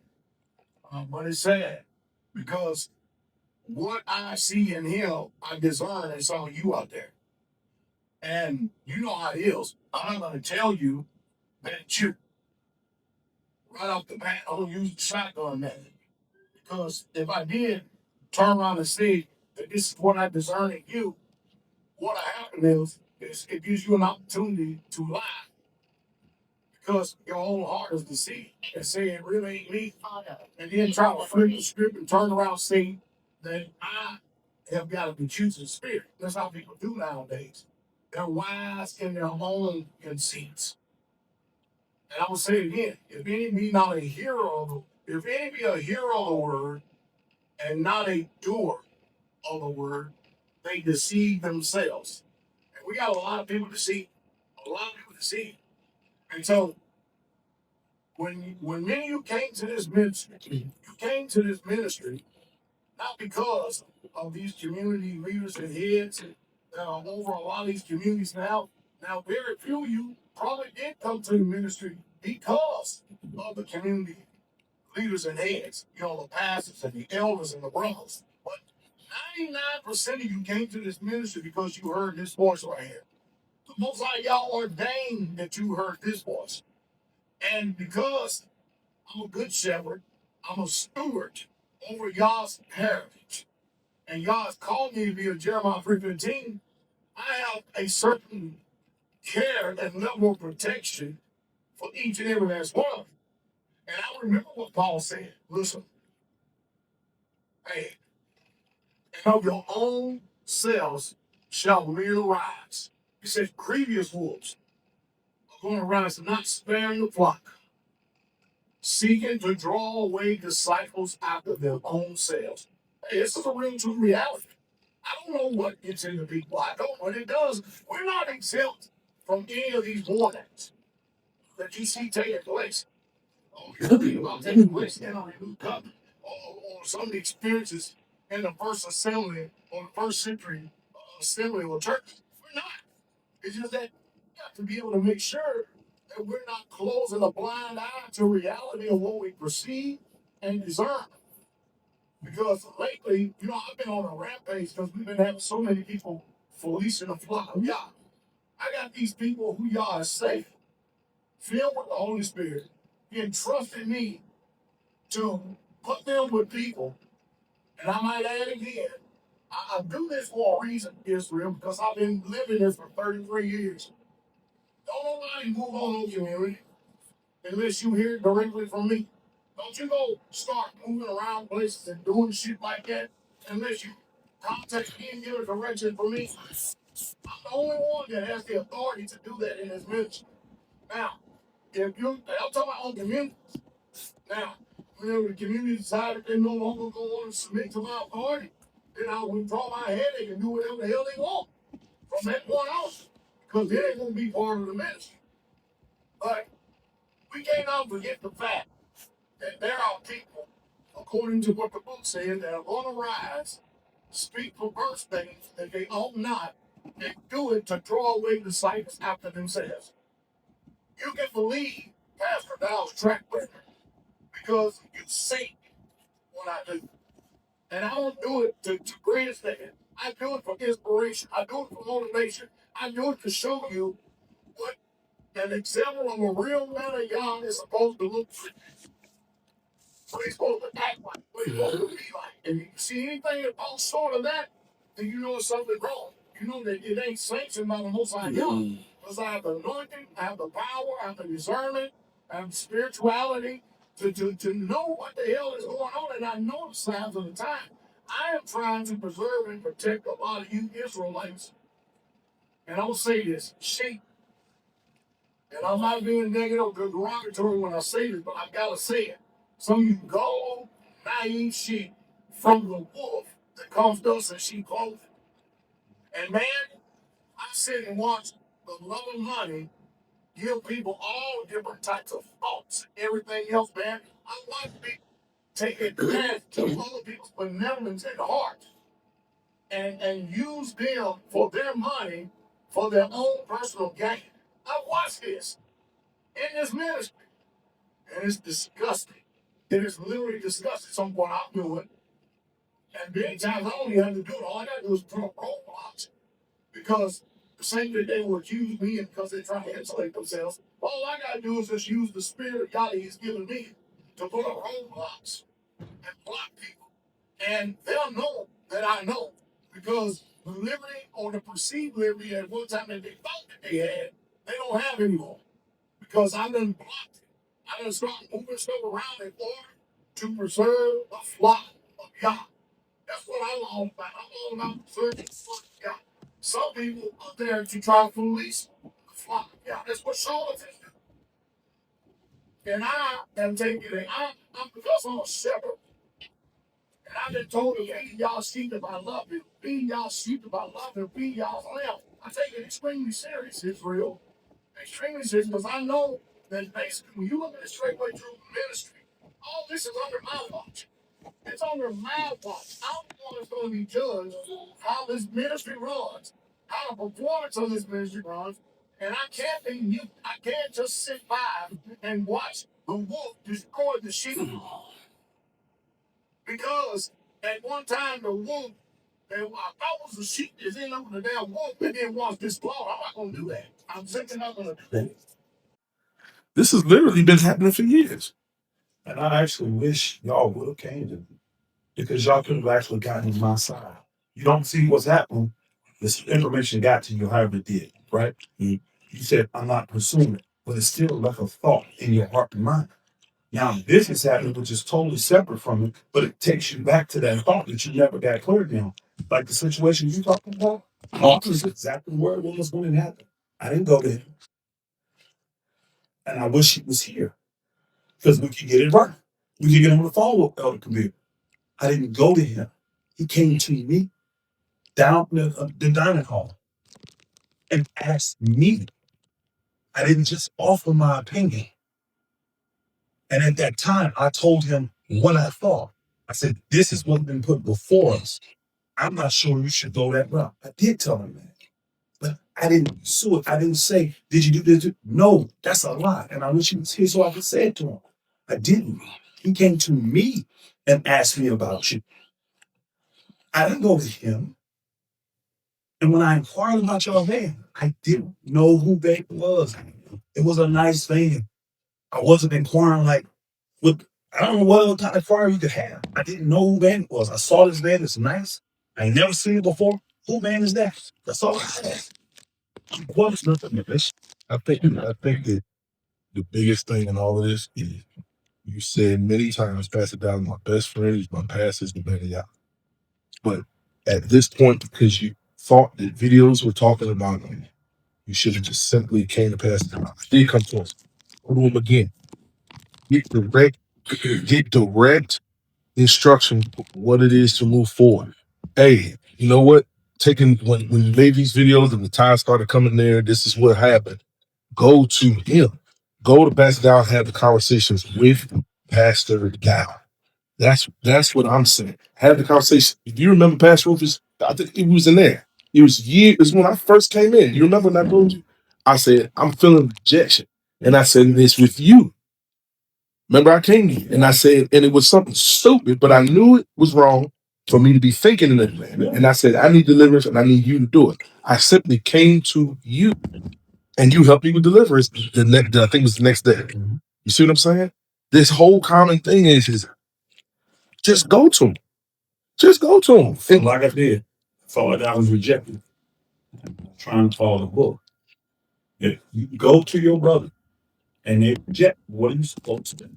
Okay, so I asked you to help me with deliverance, right? I sat there and I waited. Yeah. I didn't. And then you said, I ain't feeling the rest of you big ass by myself. That's what you said. No, listen, Pastor Rufus. It wasn't in no nefarious way. I'm saying that. Hear me out, Pastor Rufus. You said that, right? And I said, all right. I came back the next day again. And I said, I need help. I need help. And then you end up, I went and sat in another chair and I started doing everything the pastor was preaching about at the time during deliverance. And then you came over and started helping when I started manifesting. And again, I just repent. I came to you. And guess what? I know y'all was in it because I got deliverance. Okay. I got set free. Okay. The part about you getting deliverance, I remember right up front. The only part that wasn't accurate was I remember saying to you, and you talking about rejecting, I said, I know you think people are afraid of because of your size. I said, y'all ain't goes up. Your time will come. And the next day your time came. Now when you got deliverance, you probably remember. Who did deliverance with you? You did. Who else though? I don't know. Nobody else. I was the only one sitting there doing deliverance. Everybody else sitting around watching.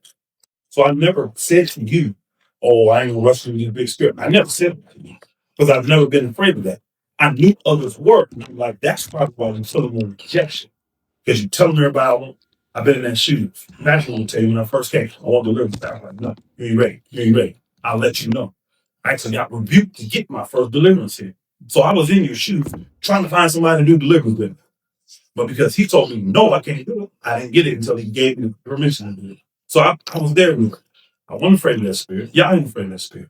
But when you got your deliverance up there, I wasn't nobody help. Okay, so when I look at this, it's been a long meeting, right? But one thing I did see is I saw you apologize. Yeah. Now, I forgot the exact reason you apologized for. It was for something specific. I repent him for the disrespect in the meeting because I said that in the day, but right. I did. So I did it again. Right. Okay. I did it again. And I apologize for the assumed assumptions. Right. Right. So the assumed assumptions and for the way that you conducted yourself in that meeting. Yeah. Right? Yeah. Pastor Dowell said repeatedly, I'm here, I'm even out of character here, and it's because of the way that you spoke to me or you was dealing with me up there in Green Bay. You've apologized for that. You've apologized for the assumption. Again. And then now we know going forward, especially if it's like, I did El Rob is, you can say best friend. That's my best friend, right? I tell El Rob everything, right? So with that, if it's something up, I will come to El Rob. I'll come to him again. He'll come to me. He'll come to me again. No matter how many times until we make sure that we are straight, because not only our relationship has to be like this and stay like this. We had conversation. We never let no damn women come between us, no brother, no nothing. We have to be like this. Why? Because we've been like this in this walk. Unless somebody do some sin on the death, now we got to split. Y'all forbid. But at the same token, for me and him, and for all the other saints that are there, we are an example to them. And we can't be off at any point because folk got the Holy Spirit. They discern it too. Like, damn, what's going on? What's up? Like, it's off. So again, you apologize for the assumption. You apologize for the way that you spoke to the man of God in Green Bay. I think that's progress. That's further on than what we had in damn Green Bay. I'm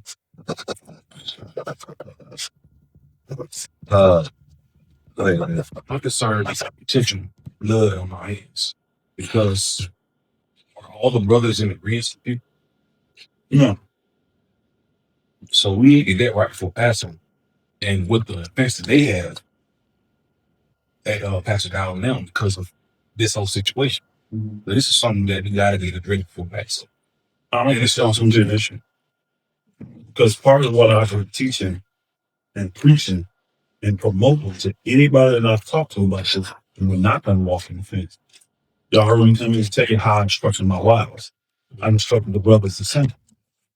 Again, I love the scripture that you read. This is just something above me. I shouldn't went down that route because this is above. Y'all gotta get it.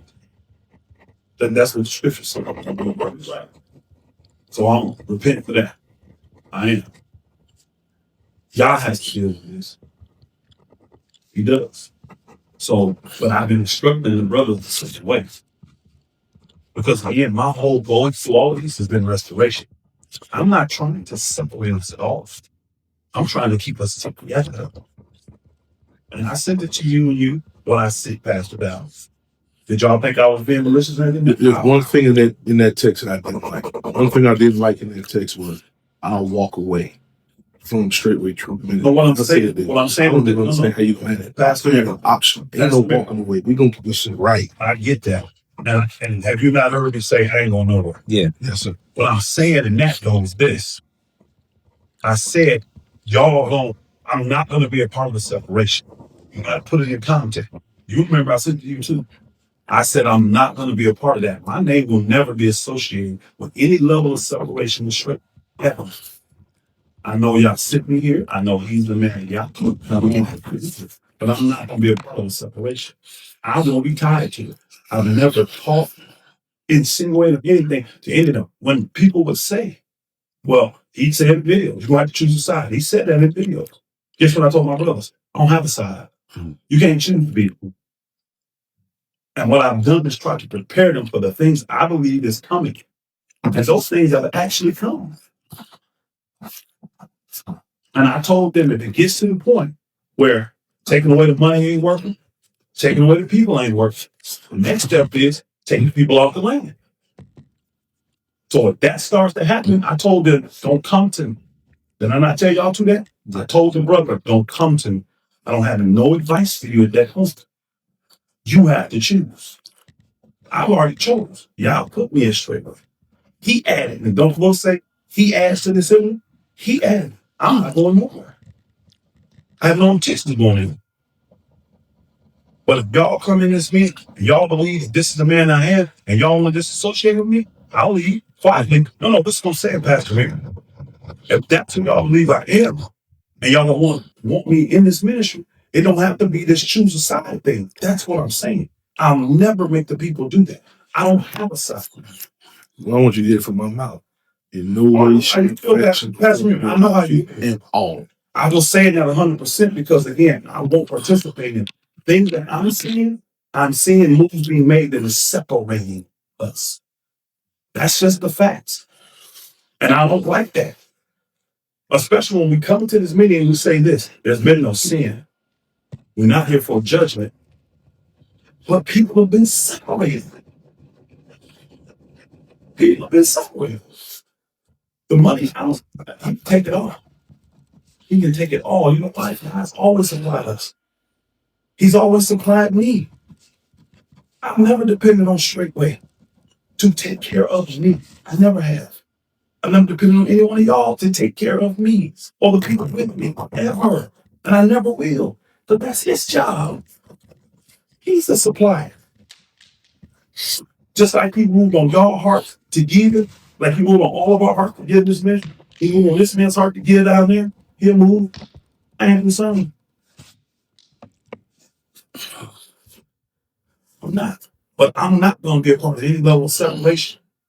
If that keeps moving forward, or we got to be separated, and you pick a side of it, because I'm not teaching a different doctrine. You'll never find the saint come to you and tell you that. Now, you may be disappointed that I spoke with a brother, and you think I might have put poison in there.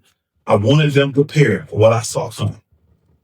I didn't talk to their wives. I didn't talk to the assembly.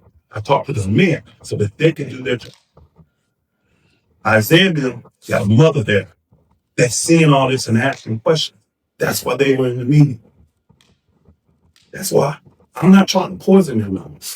I've told them we need restoration. That's been my goal the whole time. Not remove, not replace, none of it. That's what I desire, to keep us together.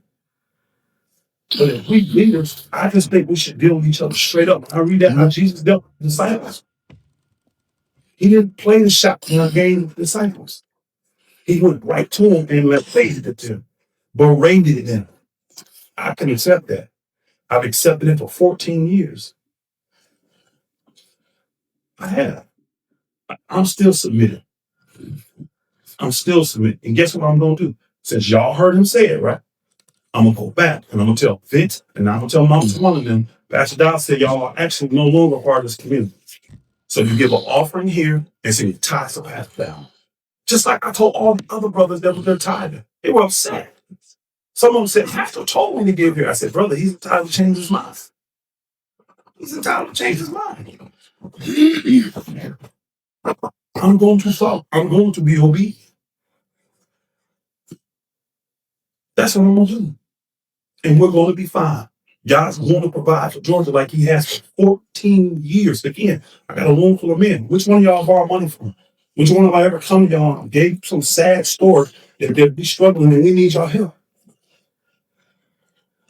I tell the saints that we ain't got it, y'all ain't everybody doing need it. I ain't borrowing money from none of y'all. Don't need to. But I don't have a problem giving it to every single one of y'all too. Every single one of y'all. Time, money, energy, effort, labor, cars, it don't matter to me. It's yours. You can have it. Now we're going to my track issue. So one discretion for to put me in a category, huh? I got 14 years of serving Pastor Dowell, faithful, loyal, serving this ministry. Now I'm different. I admit it. What my intent was. I literally was trying to follow his lead. That's what he did for me. And I'm believing, honestly, I'm at a point where I can do it for him. That was my intent. Not to degrade him, not to embarrass him, not to overstep his authority. That's what it was. In the future, Pastor Mir, Elder Rob, Elder Brent, Elder Becker, Elder Miguel, Pastor Corey, Elder Rich, and Pastor Dowell. Somebody say something, I said, please come to me. I don't care if it's now or later. Nothing in the ground. Please come to me. I won't be offended. I love the law too much. I ain't been offended through this whole thing. I just want us to restore. It will hurt by sticking up. I hate what you help me out. We got a spiritual matter going on. Y'all don't want to feel it. But I'm giving everybody in this room permission. Please don't let nothing go by chance. I don't care if you think it's a hangman. Please call me. Get my side so we can all discuss it. So we don't have to have these thoughts going around. You're not jealous of them. I want you to hold the pastor as accountable to the pastor. Same shit. I'm not jealous. I'm not trying to keep people from Pastor Dowell. I'm actually trying to bring you closer. That's what I'm doing. All right, everybody heard what he said, right? So what did y'all hear? Well, I had a lot of things I was going to say, Go ahead. but at this point, I don't think it's really, valid. But what I will say is that I do think that he's acquiesced in his position at this point, But I believe he's been very sincere through this whole process and his stance and his position. Pastor, you've always made the statement somebody can be sincere but sincerely wrong. So I don't know if you feel he's wrong now. I don't know if you feel he's still right, but I believe he's just sincere in his stance. I believe I do believe and I thought about this. He never told you, but when you said that you were trying to provoke a spirit in him, I thought about that. I thought about how he provoked the spirit in you, and I thought to myself, maybe you feel that you're at that point where you can do it for him. That's literally what came on there. They didn't hurt. No, it's been follow Pastor Dowell. Well, I believe that that was one of my options. In your position, think you have in your mind what your intent is. However, I mean, I operate a little different, but I have some things here, but I think you got a lot of your answers today. That's what I believe. Man. Shep, what you got? Oh, I was waiting on all y'all. Yeah. From what he did a lot of talking, so I just wanted. Did y'all hear what? I want to hear what y'all heard. Well, he believes that he ain't gonna go no further. That's what I believe he believes right now, or that's where I'm at. Where I'm hearing is, well, we heard the word ready, but it ain't going no further. Only y'all gonna have to deal with whatever's gonna do at the end of the day. So y'all gonna have to reveal it to us. Whatever, if there is an issue, or if there is a problem that's continuing, or like you just said, that Israel's hurting, or there's some type of spiritual issue going on, y'all's gonna reveal it. So, with Pastor Dowell doing a lot of preaching on fasting and praying, and that seems to be something that we all need to continue to be doing. So, but like I said, I have a lot of stuff, but at this point, it just seems like this thing's coming to an end. So, I see how you said it's not profitable really to even go back down and rabbit hole. So, that's why I'm at with it. Again, I told y'all what I heard. I heard that he for the record in Green Bay for his son. He's apologized for them.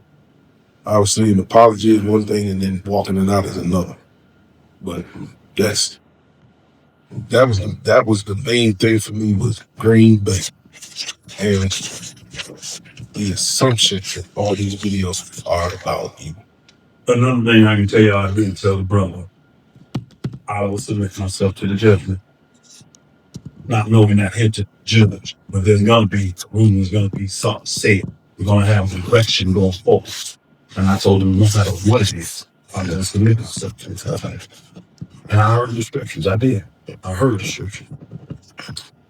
The Green Bay meeting, I'll take the hit on that because I was trying to eliminate a potential bigger problem. So I was the one spreading that because I was trying to get it into a tighter level that was more mature than Israel. So that was all my decision to do that.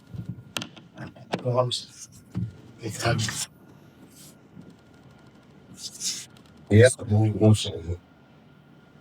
on the spiritual side that you admitted there are the spirits that you're dealing with based on what you said to Pastor. I got to do it. That's all I think. That's really the Well, I didn't cover the social part of it all. You know, I said about that. You understand that Pastor said you're big for a few things you've covered that's rebel for me. And what I hear is a lot of respect. I mean, not everything you right with that respect, but I hear a lot of respect. And what I see like that thought about this as well, this is something that the most High is going to have to be correct. That's what my thought is. Because if you were to, I think it's deeper, and I don't know how to speak to my thoughts about it right at this point. Like the elementary city did a lot of stuff down there, and they just did the fields balance and volunteers just finding them. I strongly believe that. So I agree with you on the matter, a lot of perspective, also a lot of explain, and when someone begins to talk a lot and the desire is to explain themselves to, submit, y'all not seeing it. I heard that a lot. Y'all don't see this. Y'all not seeing this.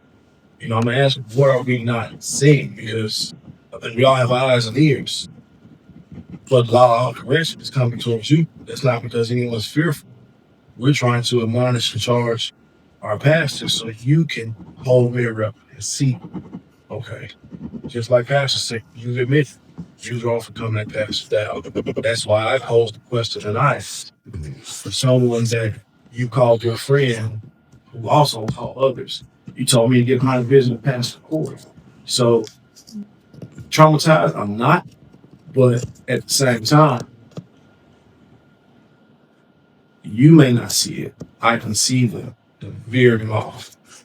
When we're all taught the servant is not greater than the master in so many regards. You know what I mean? And that's the model that we are clearing and preaching and teaching in the midst of the people. If we're not upholding that within us, Pastor talks about it all the time, being stage playing hypocrites. We're discussing this right here. It should have never been an issue. Now, what's happened, we're going to get past it.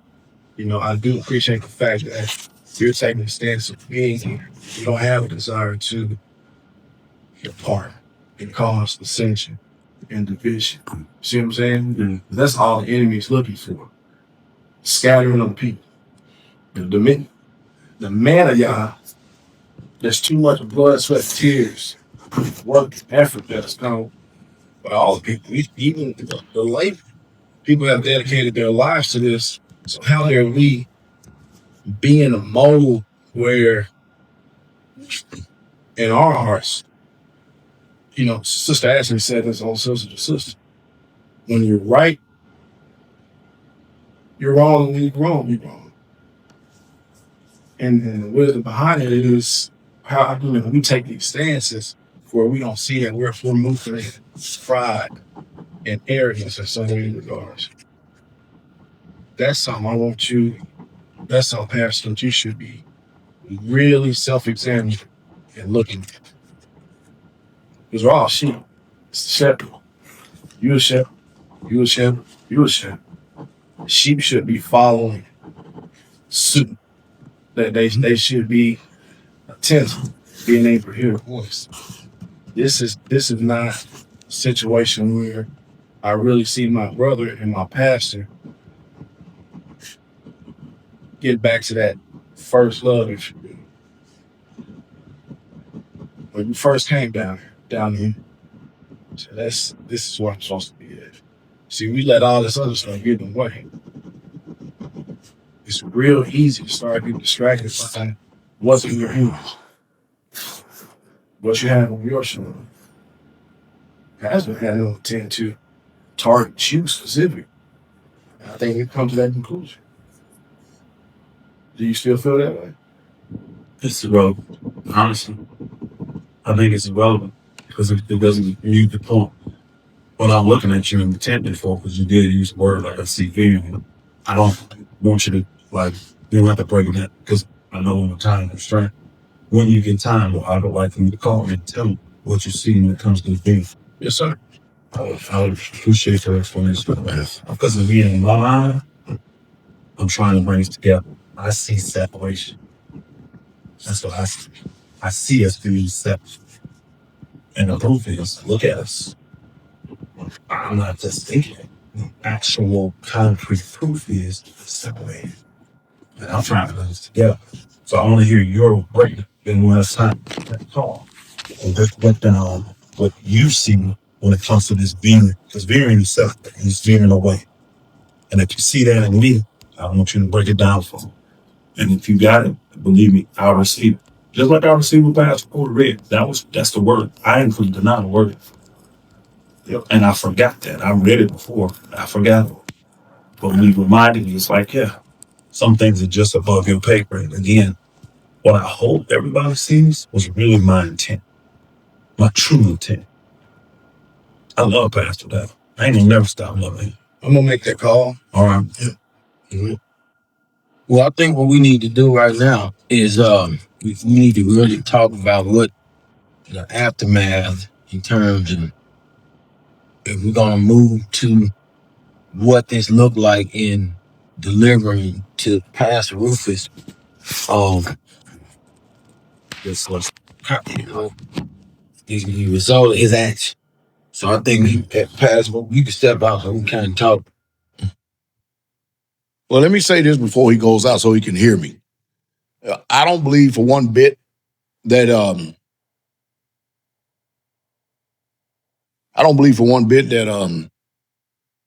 he has changed anything from his perspective that's in his heart. When he says that y'all has to deal with it, he believes what he assumes and perceives in his heart. And no matter how I answer, it's not going to be sufficient because it's still there in that heart. And that's why he's not going to deal with it. That's why he's not going to answer it, because what he believes, all the finger pointing, all the accusing, he actually believes it still in his heart, and it ain't left.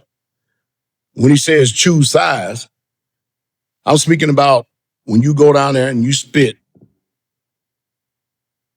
and bring up all this stuff which y'all try to keep from the elders, try to keep from a lot of brothers in leadership, but yet you go down there to the sheep of Yah, and then you spit everything that's going on in this meeting from your perspective, because they're only hearing one side.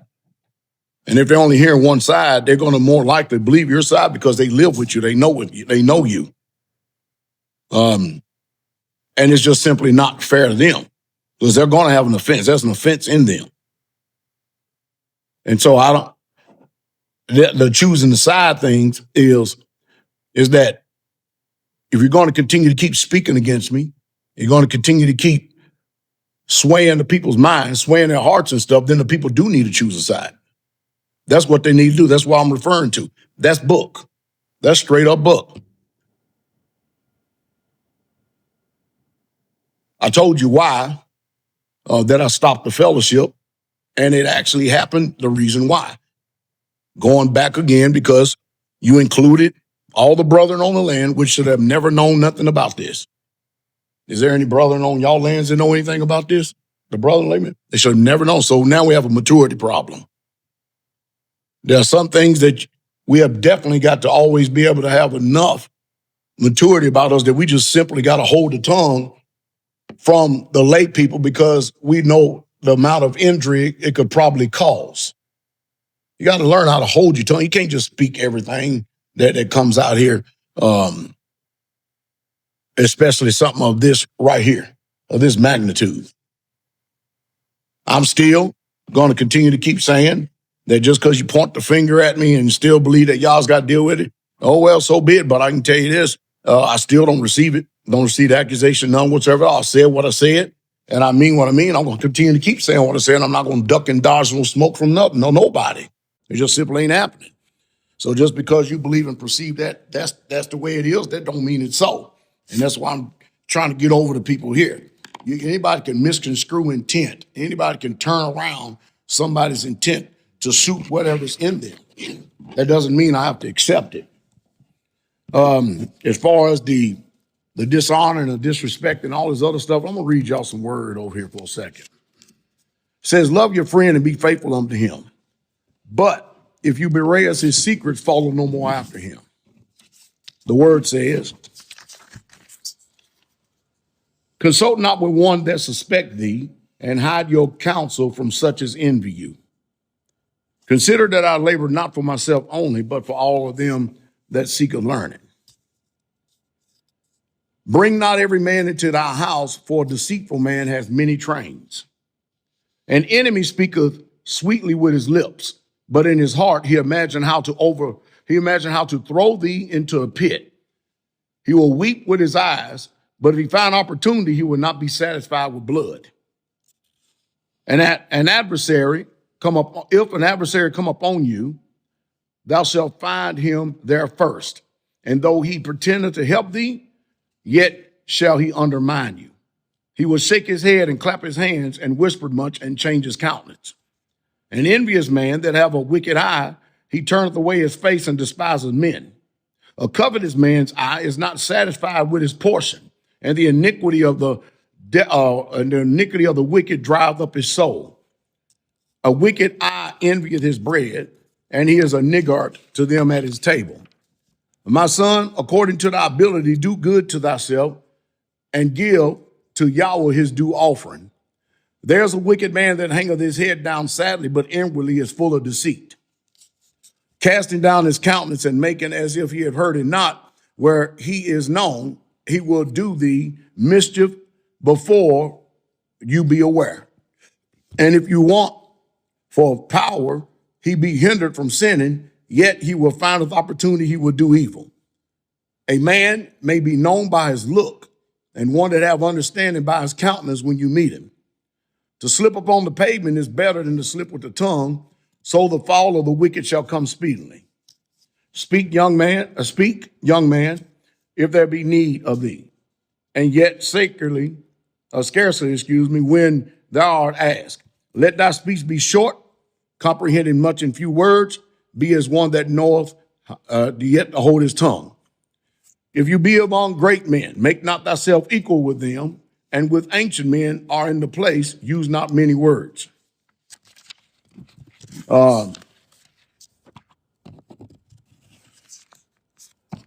Mother Carol just got finished. Everybody knows that she has a gift of prophecy. And she just had an interpretation. And the interpretation goes like this: I will separate you. I will show my power. It is time. I'm tired of your wickedness, Israel. Interpretation through Mother Carol. So I don't think that it's resolved by the least bit. I hear the words. I hear a Band-Aid. That's what I hear. I don't think it's really, truly sincere in the heart at all. And I'm telling you, I pay so much to it's the smallest of gestures of things. And maybe that could be prodigals of military. I mean, with all the hats. See, this could be accusatory. With all the hats you choose to wear, but you choose to wear Galatians 4:16. Have I become your enemy because I tell you the truth? That may not have been what his intent is, but what am I supposed to take from it? That he still believes that he's in his truth. So I think he's deceived greatly. I think he's deceived greatly. And if not, then it's going to take a little while for this fruit to actually show. Because everybody can repent. And everybody can say, I'm sorry, but you got to bring forth fruit that meet it. I don't know how many of y'all been with me a long time, but I don't think that any of y'all suspect that I have an ill will or some type of malice to destroy people in the ministry or even in my heart. I mean, y'all got to answer that for yourself. Y'all got to answer that, because I don't believe that that's my intent whatsoever at all. I'm in the business of saving souls. In the business of bringing people to full maturity as much as y'all leads me to. So that's where I'm at with this right here. I still, no ill will with me, nothing like that. I'm not going to speak nothing outside of this right here what we've talked about. I don't think it's going to be fruitful in any way, shape, fashion, or form. I don't think it's going to help in any way, shape, fashion, or form. I don't think that it's going to bring closure in any way, shape, fashion, or form. It's just something that time in itself is going to tell. But there's a lot of things, and there's a lot of things that are known that's not been said. I'm sure of that. Could be both ways. And I'm sure it'll come out in some time or another. I don't know the secrets of men's heart, whether they have any malice or ill will in it. I can only judge by fruit. And that's it. So we'll see going forward. All right, so then the next thing is, y'all all heard what I said, so tell me what y'all think of my thoughts. What you just said a minute ago? Yeah, what I just said a minute ago concerning the situation. Yeah, I do, like I said, I do think that he's sincere in his position. Whether it be wrong or right, I think he's the same position. So I don't think that has changed either. That's the whole thing where he said, "Yeah, I got to work it out." So maybe he's not. Take some time. We say ourselves, whatever. I don't disagree with the position. I just, once again, I wasn't gonna say it, but once again, before we even after the Wisconsin thing, I said, "Okay, we're gonna have a meeting." And I said, "Why are we meeting?" And I was literally thinking of what's gonna come out of it. I've been wondering that for weeks. And Can I go next? I'm not done. Oh, I'm sorry. But I'm still, I don't believe that we're at a resolution per se. And I guess I'll just go ahead and say on. But I suppose my thoughts with you, Pastor Rufus, right now is I think you're searching for answers for why all these changes. Why? Why? Not anymore. Okay, not anymore. So, or my second thing is, from you, Pastor Dowell, for Straitway, Georgia, is pretty much what is the aim, what is the goal, what do you want to see with them going forward type deal. And that's pretty much my thoughts. Oh, you want me to answer it? I mean, it's up to you. It's the same thing I've always done. I've always supported Straitway, Georgia in every way, shape, fashion, or form. Just because I'm making changes in this ministry stuff and they are affecting all of us in some way, shape, fashion, or form, don't mean I have some underlying motives to destroy or to tear down or to break away Georgia. Why would I do that? Why would I do that? I am leery of the actual saints actually being around that spirit and what's going to come out of it. I just don't have the confidence at all. I just don't have the confidence for the saints to be around. And I think it's a good time for the actual communities. It's a good time for them to actually grow and to develop more without any outside interference from any other communities, because they're brand new communities learning their way. There are people moving on these communities, and now these leaders like Jonathan and Elder Crago, and pretty soon Brother Robert's going to have some brothers down there. They need to get a close-knit unit and build a base. They need to build a solid spiritual base there. That's what I actually think. And like I said earlier, when have I ever at any given time, not that I'm expecting this, that if you've ever picked up the phone, any of you, and you made a request about something that you need, or if I could discern in the middle of your speech that this is what you're saying, that I didn't do everything I can do or could do within my power to make sure that I provided it. Yes. I've always been that way. I ain't never changed that. Never will change it. It just simply ain't going to happen. It's just, I'm here to build. I'm literally here to build Israel. And I told y'all in the leadership meeting, I'm sure if you can't see it within the last even few weeks from now, you've got to be blind in one eye, can't see out the other. I told y'all up there, we got to do 10 years of work in 5 years. We've literally got to. What exactly does that entail? And what's the expectation per year? That means that we need to stop wasting time and really truly get about building. But how do you measure that? Is that 2 buildings a year? No. Each place is different. You can't gauge it. You can't throw out just a blanket statement and say, all right, I want every community to have 2 buildings a year, because there's just different dynamics that comes in. But we need to be advancing. We need to be advancing greatly, because the way I see it's going to happen, like I said 20-something years ago, pretty soon all these houses and these homes that we're building and stuff, each room is going to be a family room. You just push twice as hard. We need to. We need to. Because we're definitely doing it. We're definitely doing it here. But again, I'm not trying to, as the accusation is, trying to remove any type of funds or something like that from anyone and stuff. Like I said, Brother Rashawn has asked me for $60,000. I had it. I went and got it. I got it for him to be able to purchase some land. And the $60,000, I was actually just going to buy the land and give it to him and say, here, continue to keep expanding the community. And the reason why I could do that is because now a lot of these funds are coming in. See, there's a lot of stuff going on around the scenes, behind the scenes, that none of y'all know about. I got so much coming at me at one time. Myself and Elder Crago, we just got finished paying off an extraordinary amount of debt, which the thing is sitting right over there. I'm actually thinking about this big old thing right here. He's got $1 million on him and a family that lives down there in Georgia. They live in a little bitty small trailer that James them used to live in. I was going to use it for Brother Jordan and his family when they come down to do the plastering on the building over here.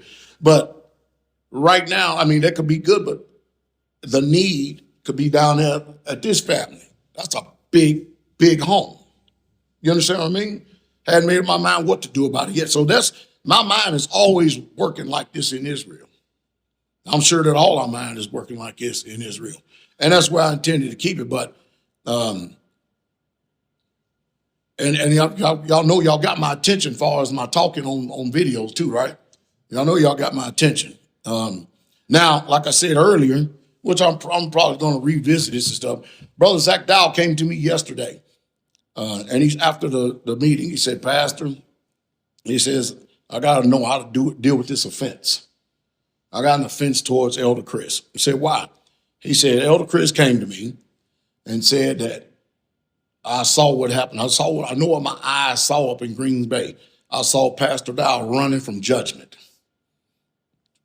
I said, Brother Zach, I said, you don't need to know everything that went on or what was going on in Green Bay. But brother, let me tell you this. There was no judgment going on in Green Bay. None whatsoever at all. He says, well, I told Elder Chris that he needs to come to you. He needs to come to you. And I said, brother, you told him right, but don't make too much of it and what it is. And if you are offended and stuff, try to make sure you get rid of the offense. He said, I'm offended because of what he said about you, because I love you. And that's where a lot of Israelites at is in this ministry too. They love their pastor. They know I mean well for their spiritual good. No matter how, I mean, correction, reproofs, and rebukes, it don't always feel good at all. I think even by the example I've showed y'all, and this is what I'm saying, we got to maintain this integrity because if y'all start doing this and getting loose and shit pretty soon, you're going to have the people setting up rebelling against you. And then we're going to have nothing but anarchy and chaos in the community. So we got to have structure, chain of command. You got to have it. I can't sit up there and be having y'all thinking that y'all coming after the spirit with me and then just straight up and dishonor and disrespect me because it ain't going to sit well. It still don't sit well. It don't sit well with me at all. Work too hard, giving too much. To be dishonor and disrespect, I ain't doing it.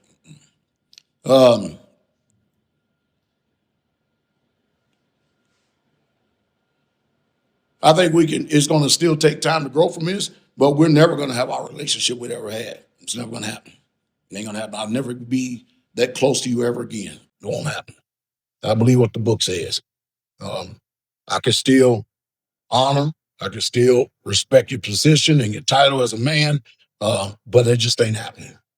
I'm not going to allow myself to be put out there in a particular place where you know aspects of my life, and then when if a spirit jumps on me from my perspective, you're going to turn around and throw shit out in front of every damn body and then beware secrets and everything else. I'm not going to be the one.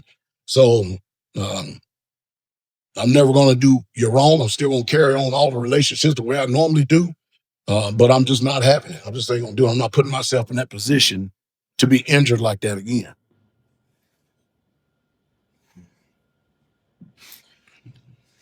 I think that sums it up. You have said. What else is there to do other than you take that stance? Well, I have things I got to take. I'll let you know. Oh, I'm sorry. Yeah, I did. I did want to say, Pastor Rufus, I think, because when Elder Miguel asked you, and you said, you know, it don't matter, you know, what I'm always looking for, because this is something I look for in the saints. You know, if you're going to tell me you repent, because I see a lot of people, you know, the sisters, how you think you're going to deal with Sister Gabby? Brothers, how you think you're going to deal with me? Brothers, how you think you're going to deal with Elder Miguel? I watched him say everything. And then it's always the action has him, but there's something else. It ain't words. Action has, but there's something else. And that's what I was listening for when you said over matter. So I think it needs to be even some more delivered. So even yeah, what he was saying about that. That's what I was thinking before you said it about him. I was going after that spirit. Yeah. Because I was listening for what El Rod names. But I wrote it down, I underlined it in red, like, okay, what spirit I need to be looking for? You know, what spirit? Because I haven't discerned it. You know what I mean? I discern all the changes that's coming down.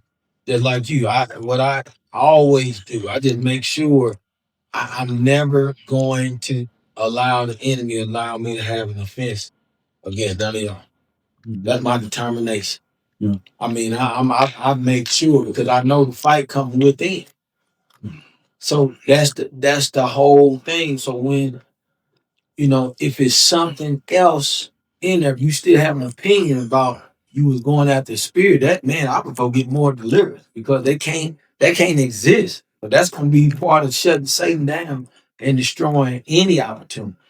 Or anything else to arise, anything to go south in speech, anything to be looked at like we met, but I think it's, you know, it's still something else y'all gonna do. It ain't nothing else y'all gonna do. Not in that regard, because either he got a spirit or he don't. You know what I mean? And that, you know, so I think, you know, I would evaluate. The reason I said it's irrelevant is because, again, I've had what y'all consider what was been accused the other day of being shown today, accusatory spirit, right? That's my thought. That's my opinion, right? The opinions are irrelevant. Both the time.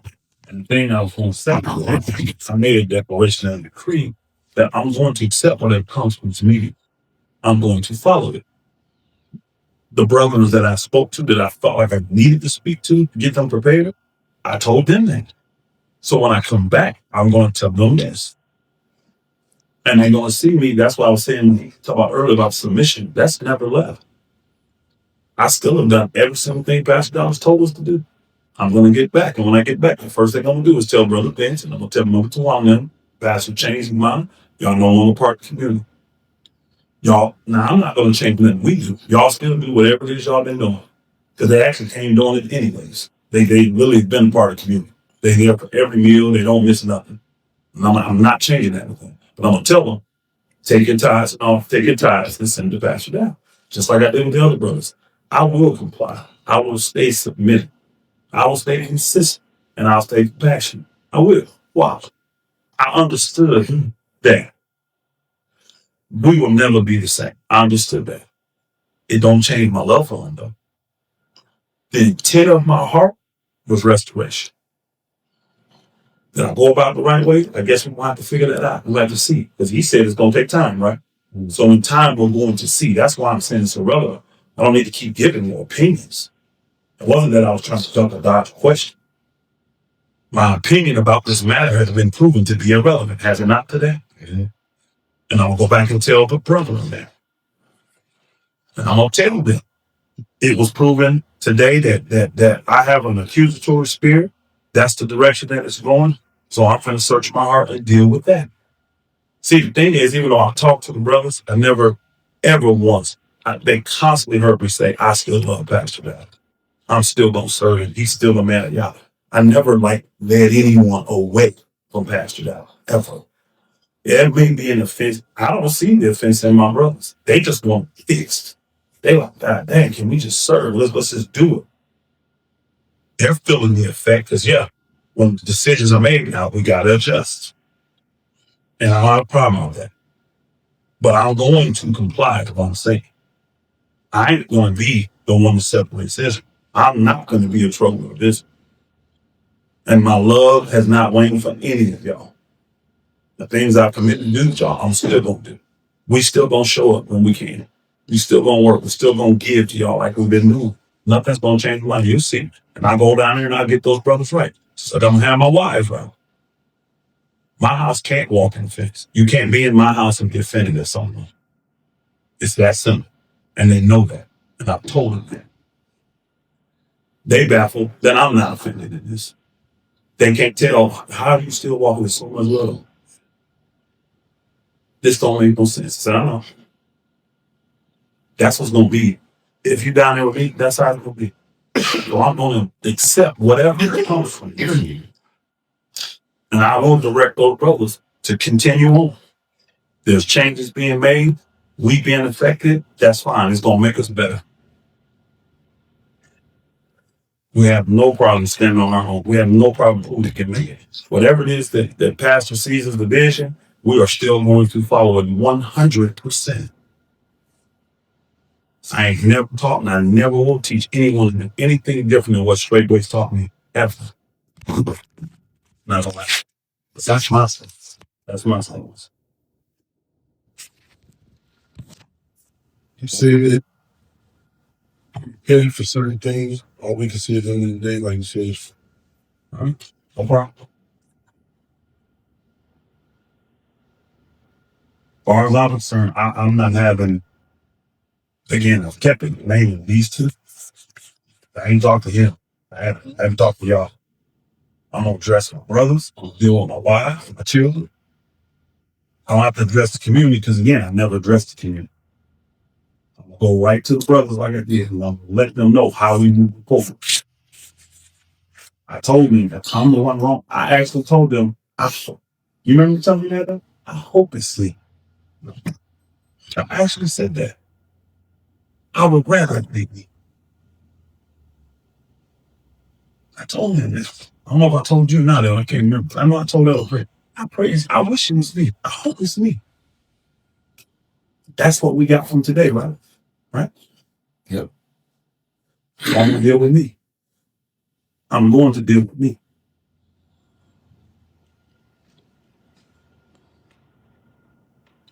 We done? Yes, sir. Can I ask a question? Mm-hmm. I don't want to, and Joe said, I don't want to jack his sense of that. I know that they're part of the community. Mm-hmm. Can we absorb them in the community instead of telling them they're not a part? Yes. It's just that simple. It's just this. Again, I'm trying to get over y'all. Listen, when I make a video about a situation, circumstance and stuff, I've got, 13?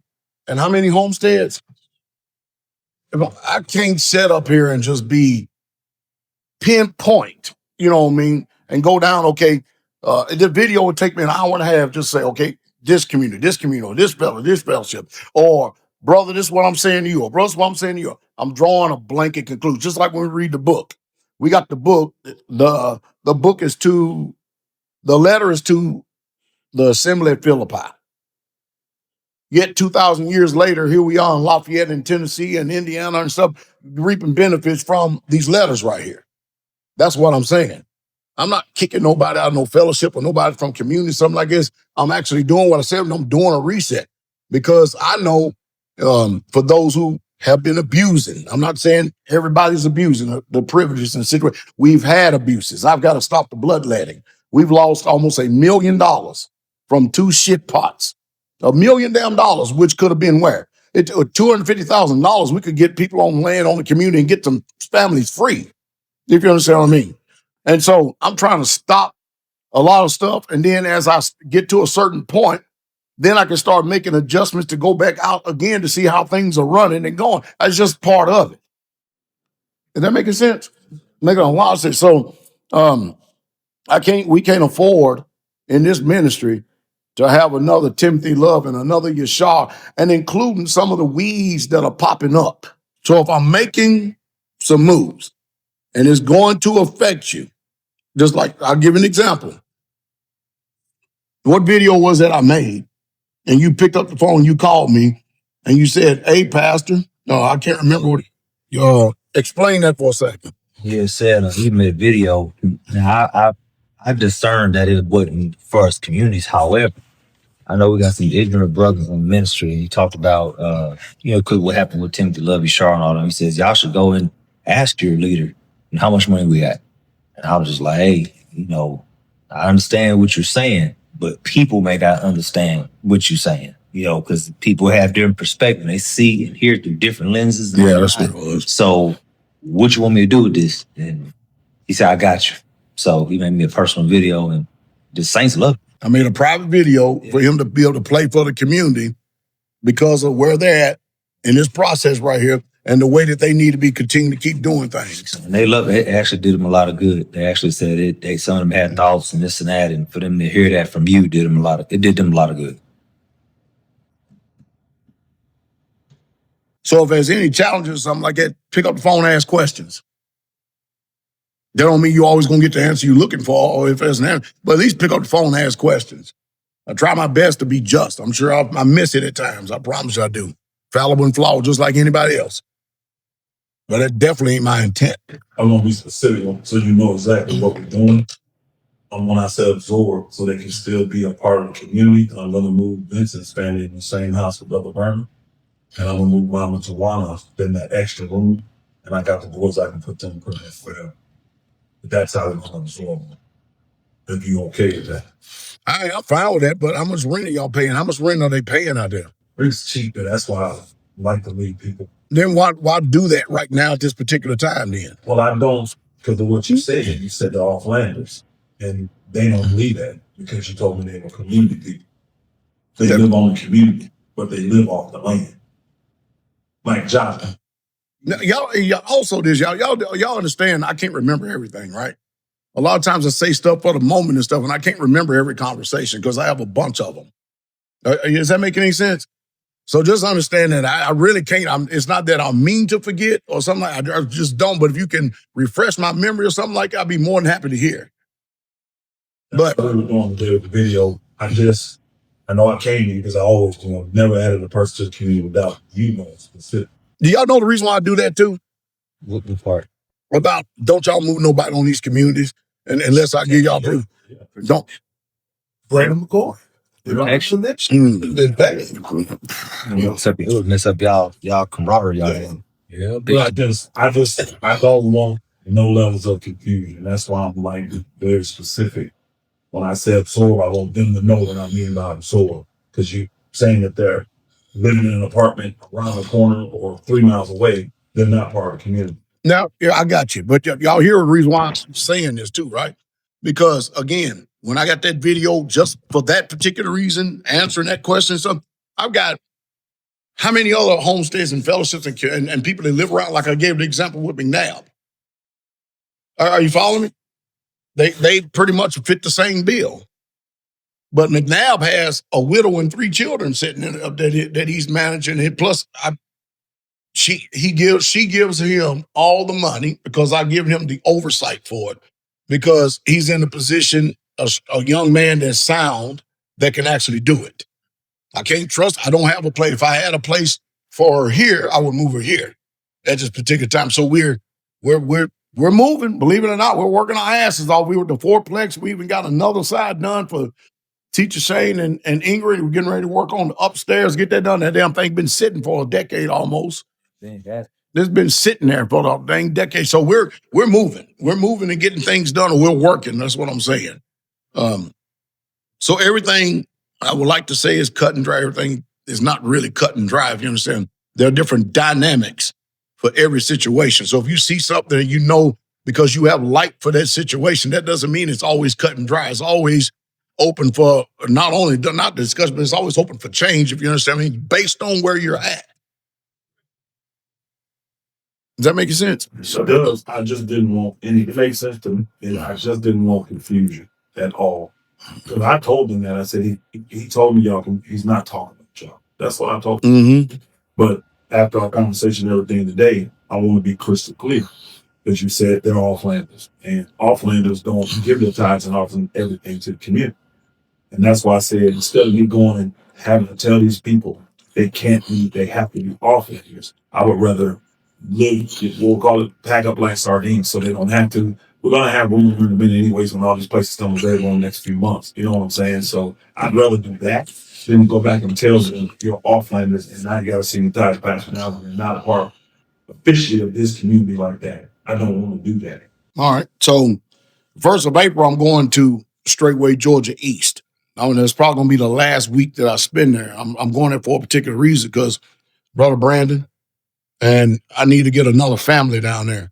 I don't want Brother Robert and Deidre to be moving in that trailer. They can need to stay with that little place. And Brandon said, we need to put a family down there because I got the windows and everything done That's sole purpose, because I'm going down there to see how to assess how we're going to do this, and then I need to figure out what family we want to move there.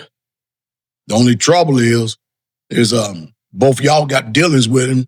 His brother Robert, as it stands for right now, how's he far as leadership? And I got to ask this nowadays, because there's a lot of people we put in leadership only for them to police the flock of y'all.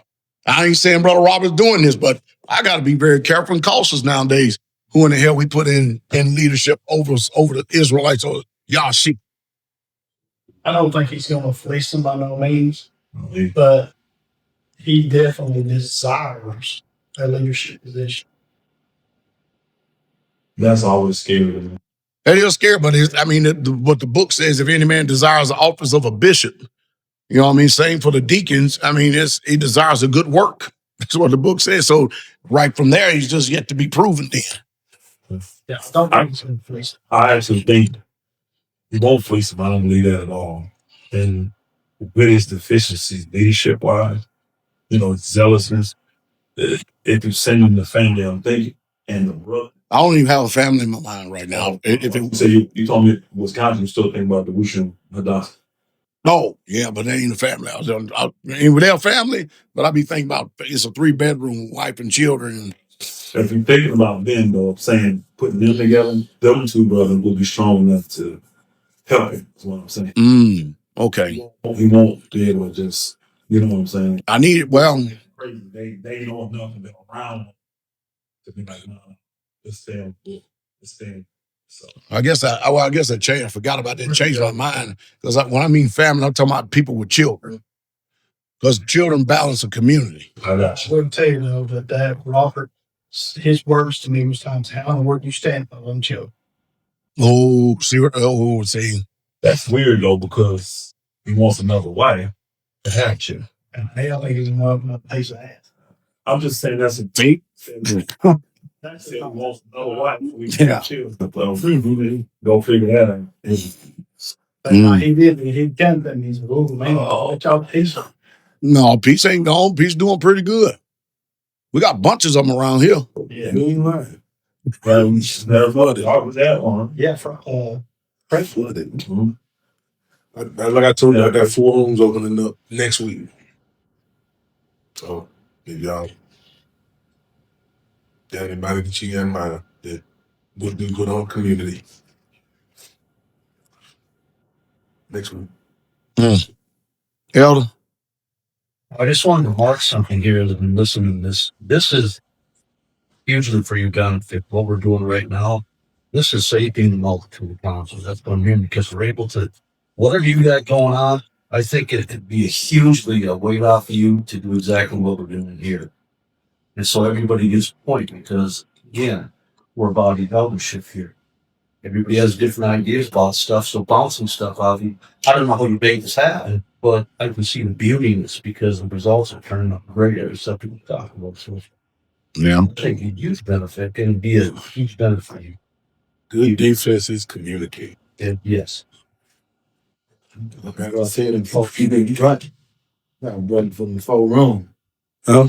Chill. Chill.